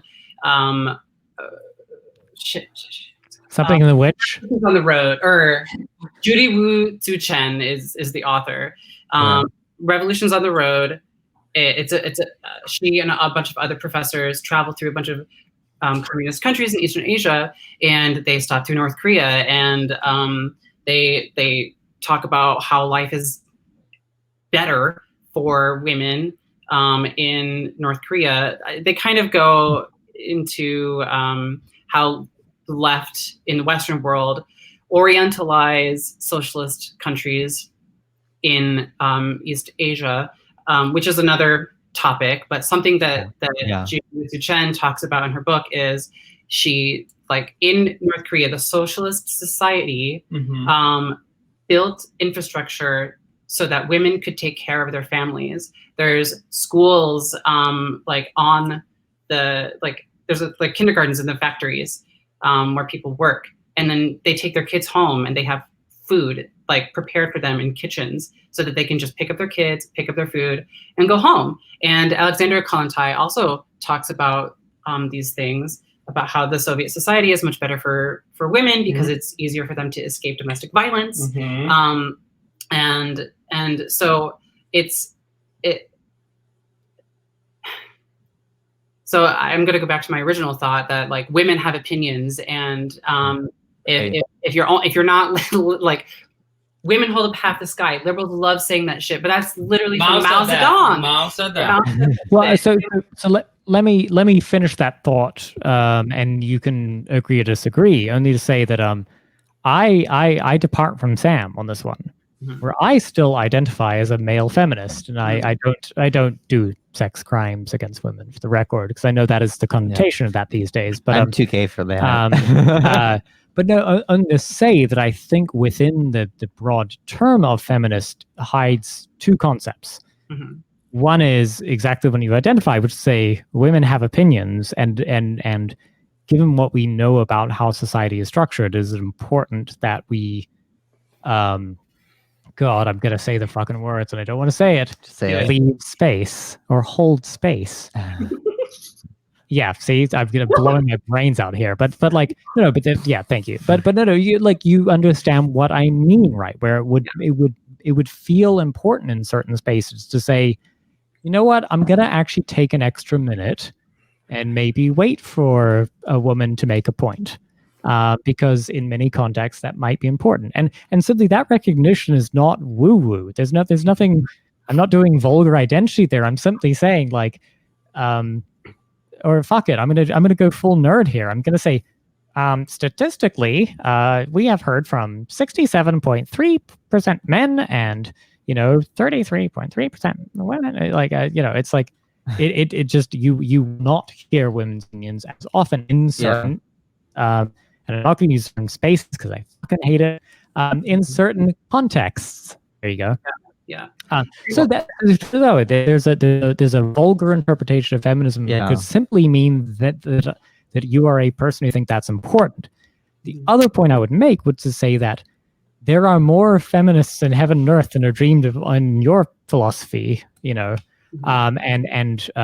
throw out some feminist thinkers, friends. I mean, you'd get Betty Friedan, and you'd get Clara Zetkin. Yeah, you get fucking Polly, like, in there, like, I mean, you throw them all in pantheon. They do agree. They disagree with each other as much as they would with anybody who doesn't identify as a feminist in some sense. And so, I know to the extent that I think there's still value in the idea of identifying with with those who find themselves on the wrong side of an equation of marginalization. And yet again, none of this is not material. I also jump back like every few months between the label of like whether or not I utilize it, because I think even Mila mentioned it's like being torn of like label because it is so politicized between like so many political identities in like the capitalist class and the liberals and the leftists. And it's like I'm just so torn of like whether or not this is worth even utilizing, but I never in the mindset that I would never utilize it. Like if it's like, I think Esperanza's piece pushed me close to the label again, because I just like, I agreed so much with what her analysis was. Well, can I grab that point? Only to say, and please, feel free to pick up this point or any other, but it is one that maybe it's me being stubborn. Yeah. But I'm perhaps a little older than most of you. I'm 23, so yeah, I'm considerably older than most of you. I'm the daddy. I'm not. Anyway, Jan's 32. I am.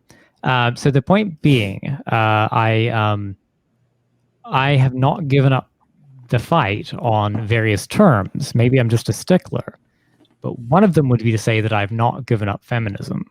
Really? Yeah, no, because when I was a young ideologue, it meant something to me, and I'm just unwilling to cede it to the kinds of people who would believe it meant something that was trans exclusionary or something that was lib imperialism or something. I'm just like, no, fuck you. This was mine, and you do not get to take it away from me. The other term, and this is where I'd love you to weigh in on any of these topics, but this one specifically, is the term left, which meant something to me once upon a time.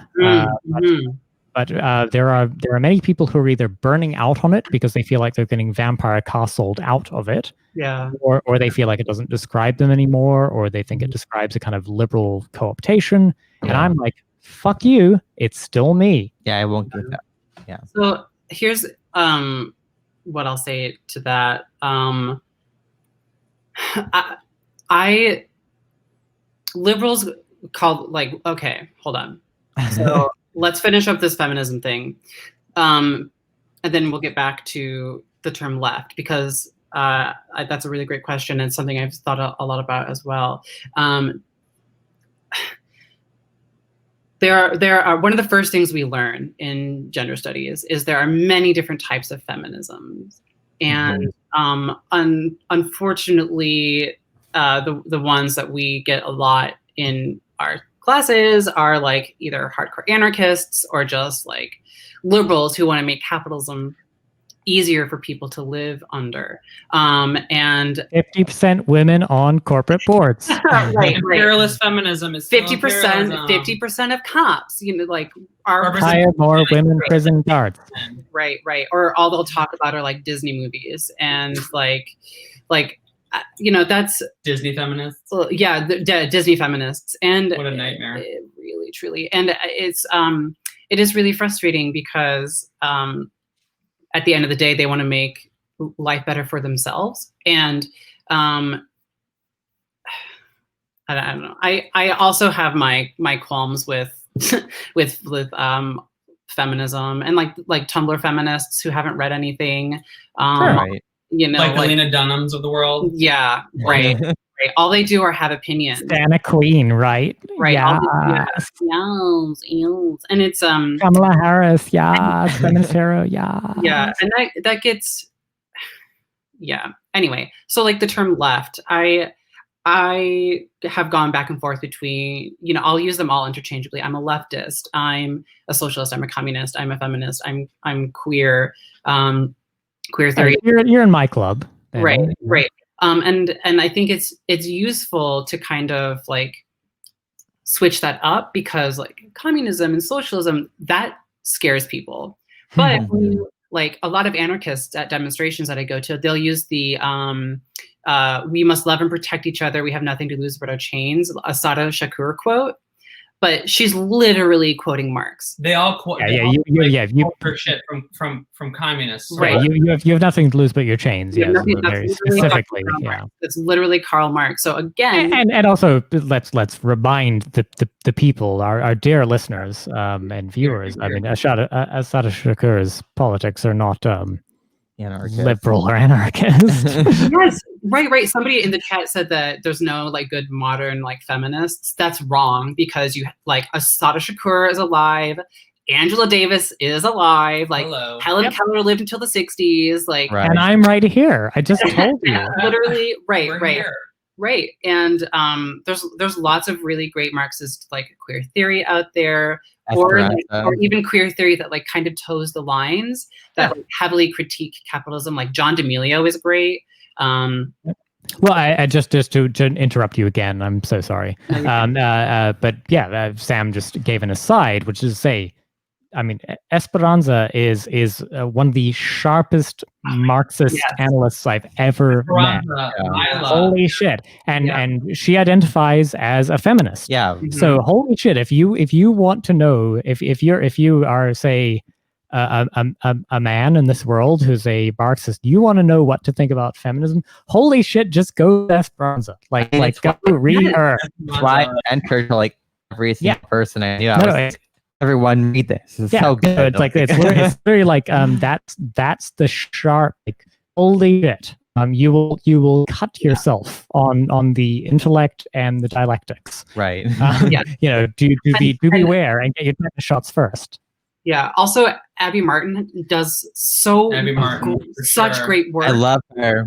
Yeah. Love her. Have you seen Sam's proudest photo ever? Yeah, I have one too. I have one too. But again, but back to like the term like leftism or like leftists or whatever. I've been really, really staunch on saying that liberals are not left wing. They are the left side of the right wing on the airplane. Right. Amy Therese always like to say the left wing. No, I'm misquoting. Amy is a good quote there, but that one. Vidal, I like to say, yes, the left wing of capital. Yeah, and so it's I had dinner with some friends the other night outside on the sidewalk, social distancing. Don't cancel me. But we were talking about like politics and the election, and I found it really easy to assert that liberals were not left wing, and then just identify as I'm a leftist. And then 2 hours later, I was like, I'm a communist. And he was like, this guy was like, oh, okay, that makes a lot of sense. So, you know, so again, it's like you've got to meet people where they are with the language that they have, and to kind of get them to understand what you're saying. And when you use a lot of these like isms in your language, people are going to have a really hard time. You're just using a lot of academic language, and you need to meet people where they are. I come from a really conservative family, and I know how to talk to conservative people, and they don't care about ism this and ism that. Like my grandma was like, she was like, oh, I'll vote for Tulsi Gabbard, and boom, we're talking about Saudi Arabia. Boom, we're talking about Syria. Boom, we're talking about Venezuela. And so things like this like that are warming her up to like some type of social democratic kind of like AOC discourse kind of shit. I don't know how else to say that, but it makes sense. I didn't say, oh, well, that's socialism or that's a left-wing idea.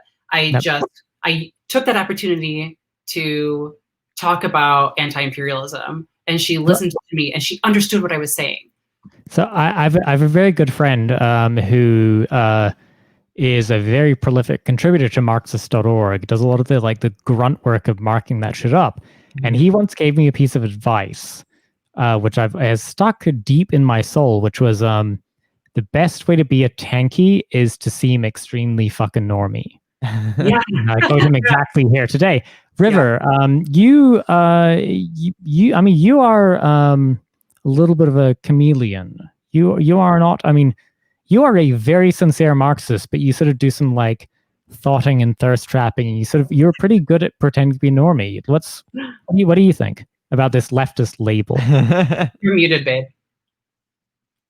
River, you're muted. Fuck off mute, bitch.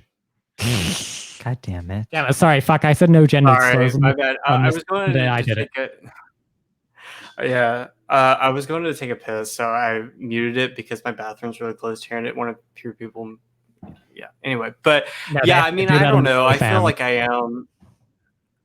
I am kind of a chameleon. I get called a reactionary sometimes, but because of some of my I don't know, for behaving like a normal person, I guess, and like I don't know, like for hanging out with people on the internet who aren't Marxist, and it's like, bitch, everybody in my family votes Republican. Like I am not used to talking to other Marxists. And I think, and I've only been like online, like for the past couple of months, really. And before that, like I had a Twitter account. I literally used it just to watch porn. Like I didn't like actually do anything with it. Like I was not like engaged. Awesome. Like I was pretty much like the only. Like Marx for me, like the only time I really ever encountered Marxists were like some PSL people who I had like some contentious relationship with in Pensacola where I live, because that's like the only like communist thing here, and like I was basically like the resident Marxist like at my university, because it's a fucking state university in Florida. It's not like there's not even people who pretend to be communists like there are like the Ivy League, And are you willing to tell the story of how you ended up as a writer for Twink Revolution? Oh yeah, I made a joke about like, I'm gonna write an essay and call it polyamory. Getting deep in the age of loneliness, polyamory, and the rise of neoliberalism. And Gian was like I DM'd him immediately. Yeah, and was like, "Are you gonna write this?" I was like, "Yeah." It was literally a joke. Like it happened something. River had like 100 followers at the time, right? Like what? Yeah, like 100 followers. He was like, not online, and he just made a very funny joke in the right moment. I was like, "You have so many followers now. Like you've shot up like." Yeah, River's as a media personality. His blue check is coming any minute now. Yeah, I've had Glenn Greenwald and Katie Halper like retweet me, and I'm just like, this is like a thirst trap account 90% of the time. I don't know. But I mean, it was literally just a joke that I kind of made tongue in cheek because of some like things that I've been thinking about, and then Gian let me write it, and I think I don't know, a bunch of people on this is when the stupid poll subreddit still liked me. They like picked it up and it kind of went viral, and it was they like you wild. Again. I think your latest River goes through a sort of sinusoidal pattern of love or hate on stupid poll, which I feel like is a good pattern. You don't want to be universally loved or hated by everyone. But I mean, how do I put this? Like my problem I kind of always identified with the term leftist in like some vague sense. It's not like something I use to describe myself all the time or anything like that. But I think that the problem with the term like left, and I kind of say this as like, I feel like because of I haven't spent a lot of time online and I do just live this very trashy lifestyle, or I'm just like, I don't know, like a barefoot redneck, like taking fucking thirst traps or whatever. Like, I think that it has come to be associated on the internet with people with like anime, big titty anime girl Abby's, just talking about how we need to abolish the police and abolish prisons, both things that have become popular slogans, but which do not resonate with anyone. My mother, because I talked to my mom about all this when the George Floyd protests were happening, because I went to a protest when I was here, which, by the way, once you get out of large cities, like no one's calling for that shit. Like literally, like the church that I went to, or the protest I went to, was organized by like Black church people and also the local PSL. So, like, I mean, like they were not like abolish the police. They were like, no, we just want you to stop fucking shooting us, you know? And, you know, I mean, I remember talking to my mom, very normie, like person who watches like the local news, votes for Republican, whatever. And she was like, yeah, I mean, I think that like they could probably cut the police budgets a little bit. I mean, I'm tired of getting pulled over for not wearing a seatbelt, which she refuses to do. And, and Does she wear her, a mask? yeah, I think, but she resents it, which I do as well. Sure, and we all do. I wear one. I resent it. Yeah, white Sharia. I hate it. I'm gonna be an AM radio guy now, but I and then you know, she's like, I mean, she is like a very conservative, like evangelical woman. She sends me Bible verses through the mail, like, and she's like, but yeah, I mean, we should probably like decriminalize most drugs. Like these people, you know, because like, I mean, where I grew up, it's a fucking town of 700 people in East Texas, fucking blighted with meth and pills and shit. And like, she understands that like most of those people like just need fucking rehab. They don't need to go to prison. Like, she's, well, and that most of them maybe wouldn't die if they had a slightly more controlled supply, for one, right? And I mean, that's not a counterintuitive point. Yeah. And okay. But if you say like, but like when you hear slogans that have somehow become popular on the internet, but are not popular among like any person who isn't on the internet, like of like abolish this, abolish that, like stop using the word, abolish the word abolish. That's what I say. Because like, would you talk about like abolish prisons? Like, people have a right to ask, where are you going to put the fucking rapists and murderers? I want to fucking know. And if you want to say abolish the police, like people have a right to ask, like, well, what's going to happen when my fucking daughter gets raped or when somebody breaks into my house? Like, people have a right to fucking know. And like, the truth is that it would be replaced if you actually did do that, which is never going to happen.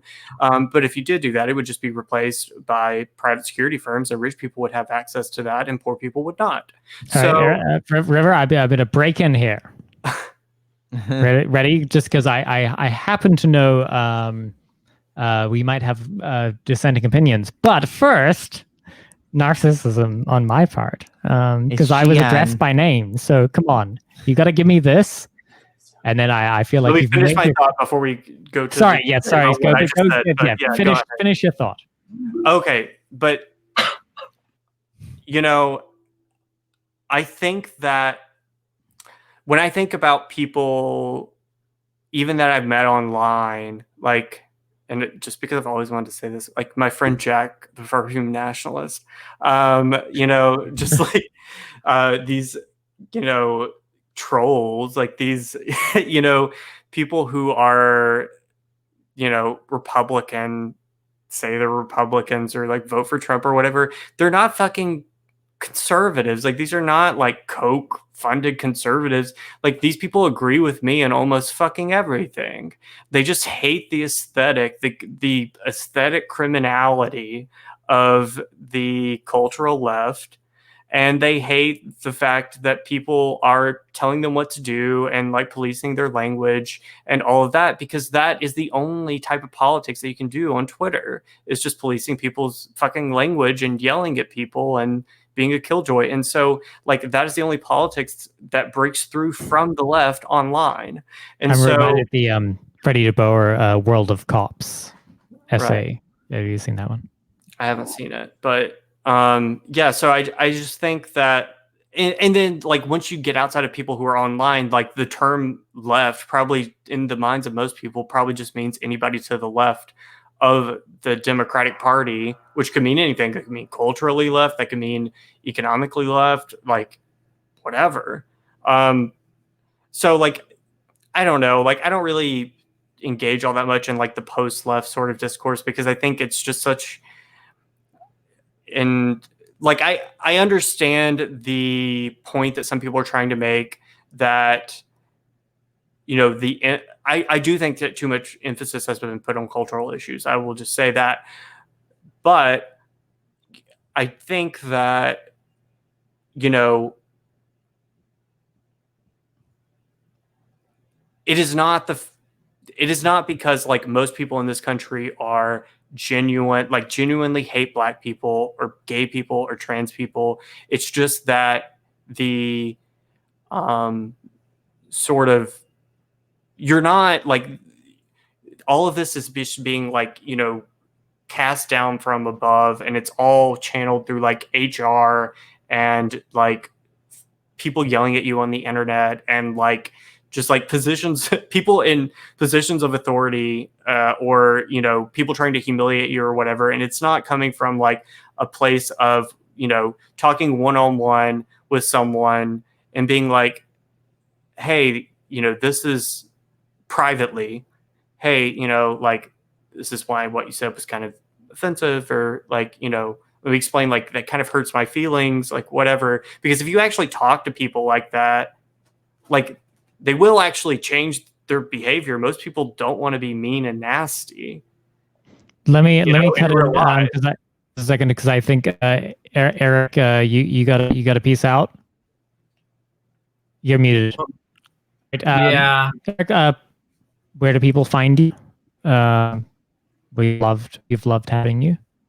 Fox, you gonna stick around for a minute? Oh no, we had such a great time. We definitely would like to do this again. It's such a fun collab. We can be found on YouTube at the Red Lettuce, and our Twitter handle's right there. Please subscribe to our YouTube channel. That's where we primarily post all of our things. So yeah, the Red Lettuce YouTube. We have exciting content coming up, so we're excited for all of that. And it's so good. With Esperanza, because she talks about feminism and Ingalls, and we really get into it with her on that, and it's really, really great. She is so fucking sharp. Please watch that interview. If you guys could post a link in the... Oh yes, sorry, I have it right here. I watched it. It's so good. Yeah, definitely, please watch this one. It's Red Lettuce did such a good interview with Esperanza. It was great. Yeah, and it's in the chat. Thank you so much, guys. All right, nice to meet you. Nice to meet you too. All right, bye guys. Friends. Bye. Let's do this again soon. Mwah. Yes. Stay beautiful. Stay love gay. You bitches. Stay. And I mean that from a feminist perspective. a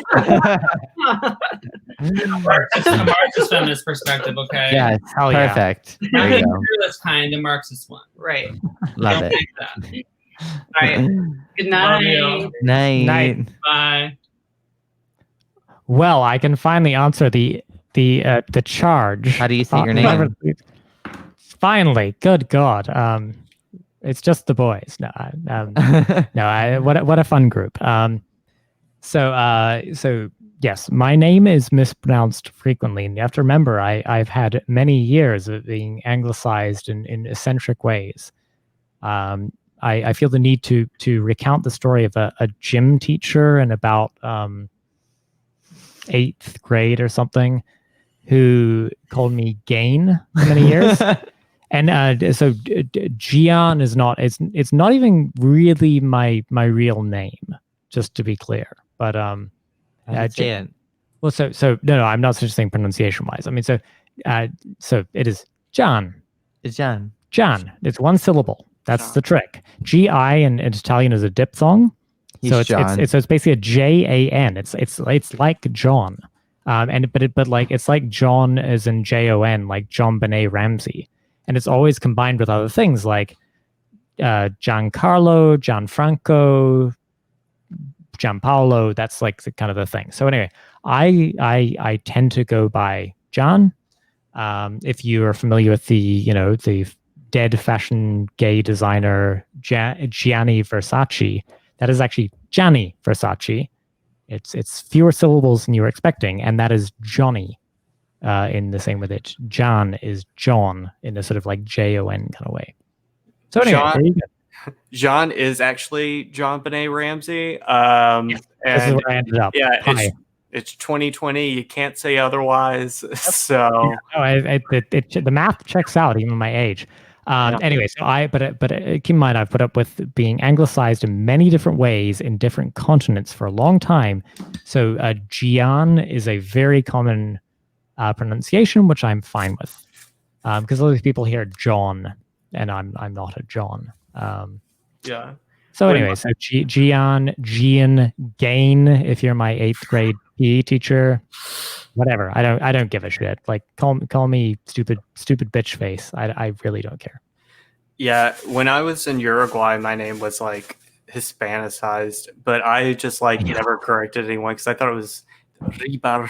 Like it was, I thought it was adorable. That's kind of cute. Yeah, no, it's just, and the thing is, I feel like the benefit of having a pretty quirky name. If you were to see my full name, you would know it's pretty quirky. River can raise his eyebrows having seen. River knows my legal name. And secrets. Yeah, there you go.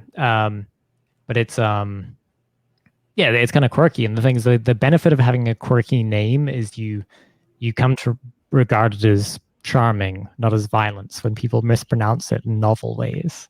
So I really don't care. And as most people know me as Gian, because it's phonetically distinct from John. Yeah, I remember when I was in Uruguay, I got sick and I had to go to a doctor, which, by the way, not a Uruguayan citizen, would have been free. But it was still only fucking $20, and it was a nicer robbery. It was a nicer fucking doctor's office than I've ever even been to, like in America. And I got it reimbursed because I had to buy like this like travel insurance or whatever to go like on my study abroad thing that was required for my degree, which was stupid. But everybody in that doctor's office pronounced. It was like the only time I heard people really pronounce my last name, but it's Page, but they would say it would have been a pie. Because Uruguayan Spanish is actually kind of Italian because of all the Italian immigrants. Like they say some Italianisms, like they say ciao instead of like adios, and everyone they do like the je thing, like ciao. Isn't there something about whether you say puta or some other term and to distinguish Spanish? Anyway, it doesn't matter. Like for whore, or like I can't. I do not remember. I don't speak Spanish, so.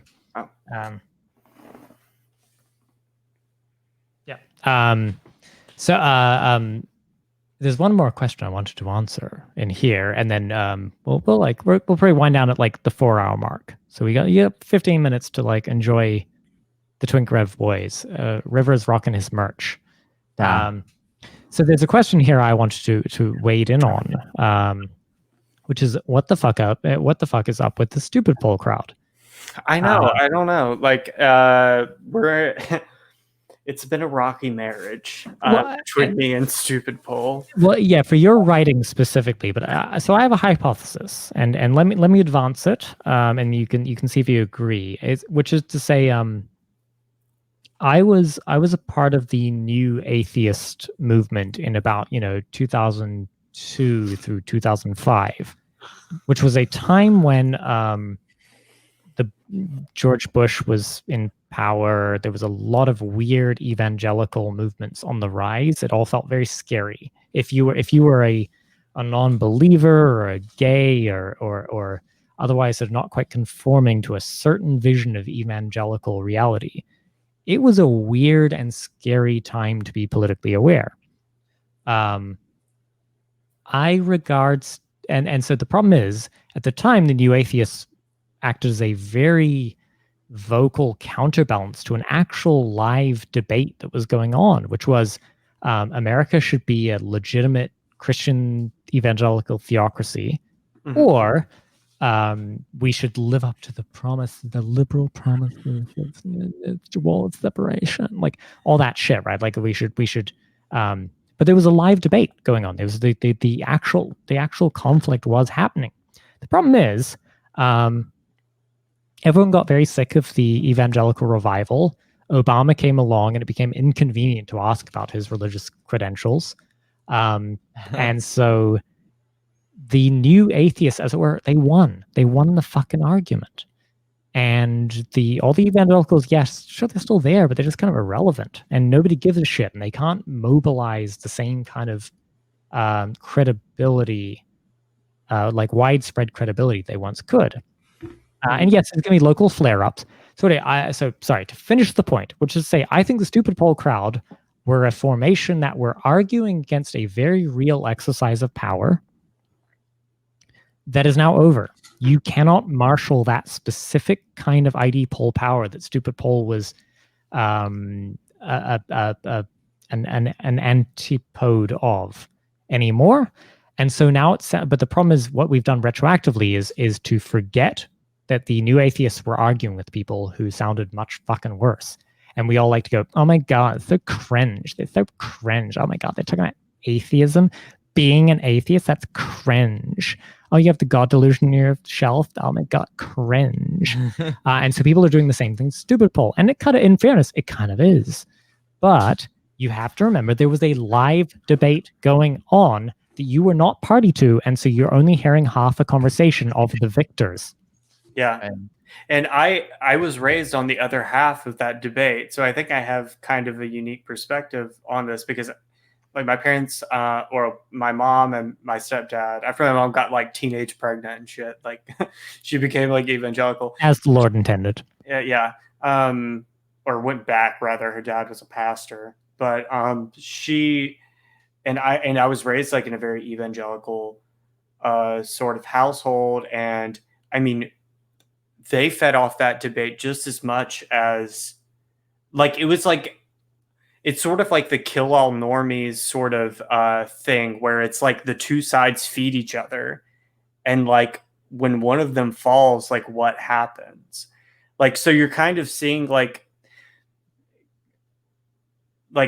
Nagel's like kill all normies. It's like the alt-right is kind of disappearing. Like it's been on like a downward trajectory since Charlottesville because people were finally confronted with the reality of like what that actually looked like. And they were like, nah, I'm out. And so, but you still have like this Tumblr sort of like left that's on Twitter now.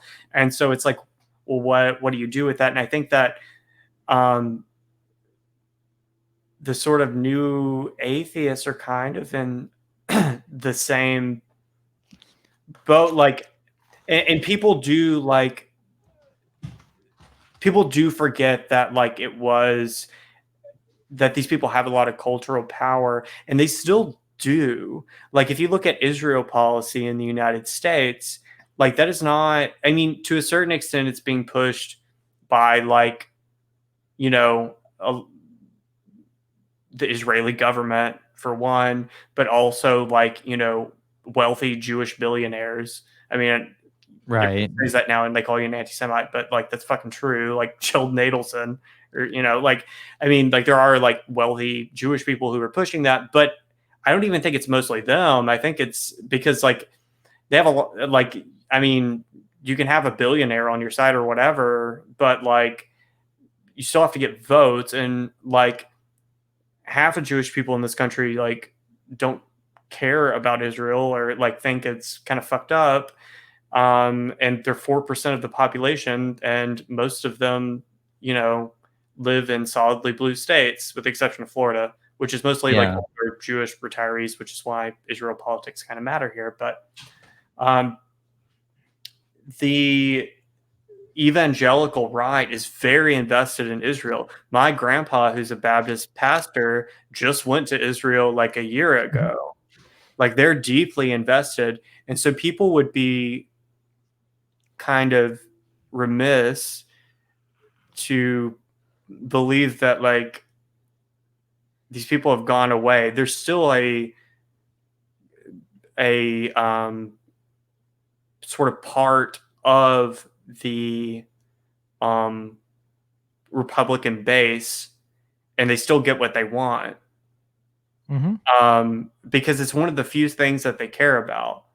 I mean, if abortion, I mean, because they don't really care about gay marriage all that much anymore, but if abortion in Israel weren't an issue, my parents probably like wouldn't give a shit about like voting for Donald Trump. I don't know if they vote for Joe Biden, but like, I mean, they would be a lot more open to like the ideas of the left, like the economic ideas, if it weren't for these issues that they feel so passionately about. Because they think that like Jesus has to come back, so we have to like start a race war between the Palestinians and the Christians, and also abortion is murder, whatever.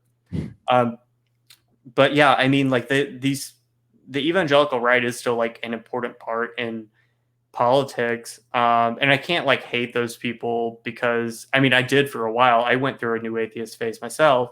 Sure. But I sort of had to come to terms with it, because I was like, I don't want to go the rest of my life without speaking to basically everyone who raised me. But isn't that such a more healthy and sort of adult? Sorry, fuck. I got to get my Americanisms down. Adult view of the world, which is to say that, contrary to the position that you just grow up and you just become extremely right wing because that's just what you do or whatever.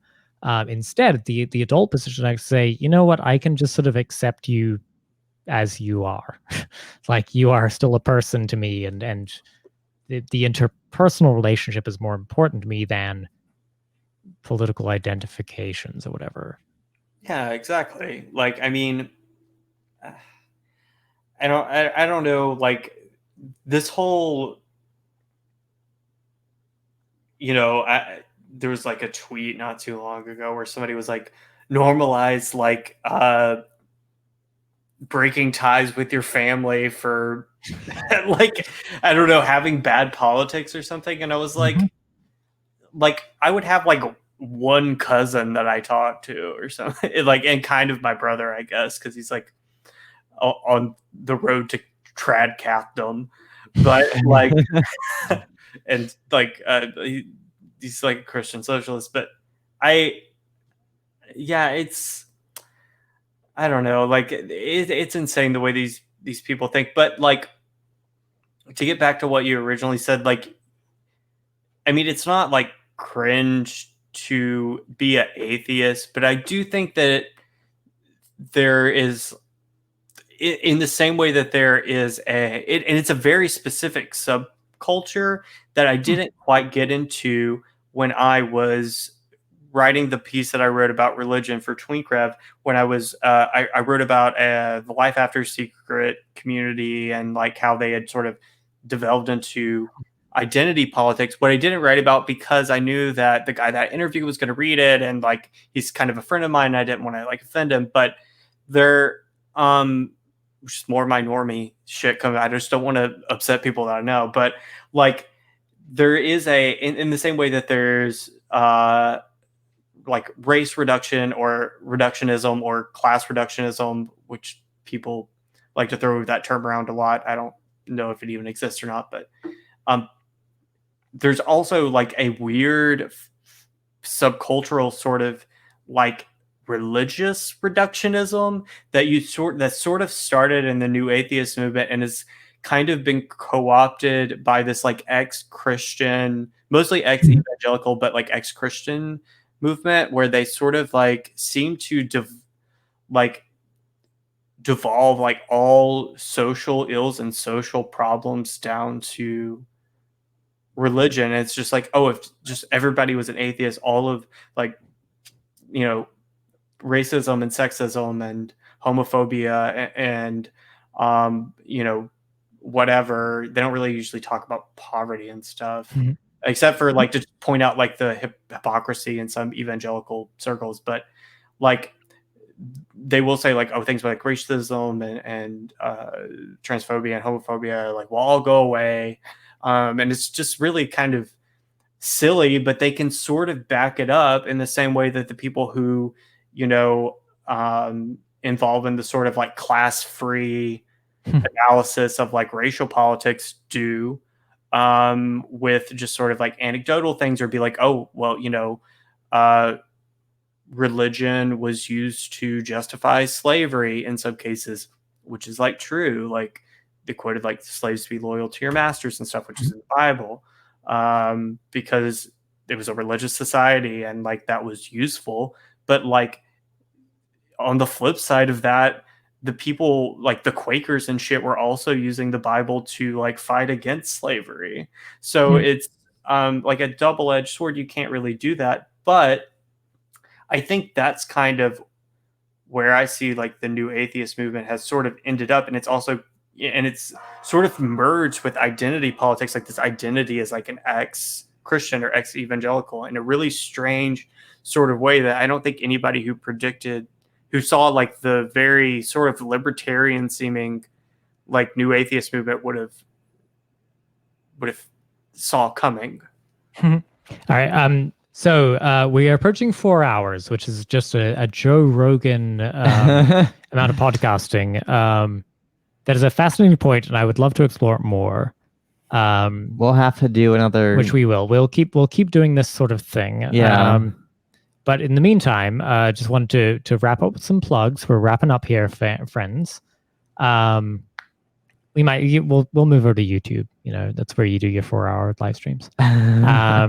If River's still awake, I'll keep going. But anyway, I want to say thank you to all of you for tuning in. Remember to subscribe on Twitch because you'll get annoying push notifications when we go live next. Follow everyone on Twitter. Yeah, follow. River is Lefty Otter. Esperanza is at End Class Society. Yep. Mila is at Said Contra _ And then the Red Lettuce podcast is Lettuce Red, I believe. Yeah. And then we are Twinkrev, of which, you know, River is a proud part. But he also has his own, growing media brand, which we endorse wholeheartedly. So anyway, thank you all for joining. And, we'll see you again soon. Play us out, Sam. Bye, everybody.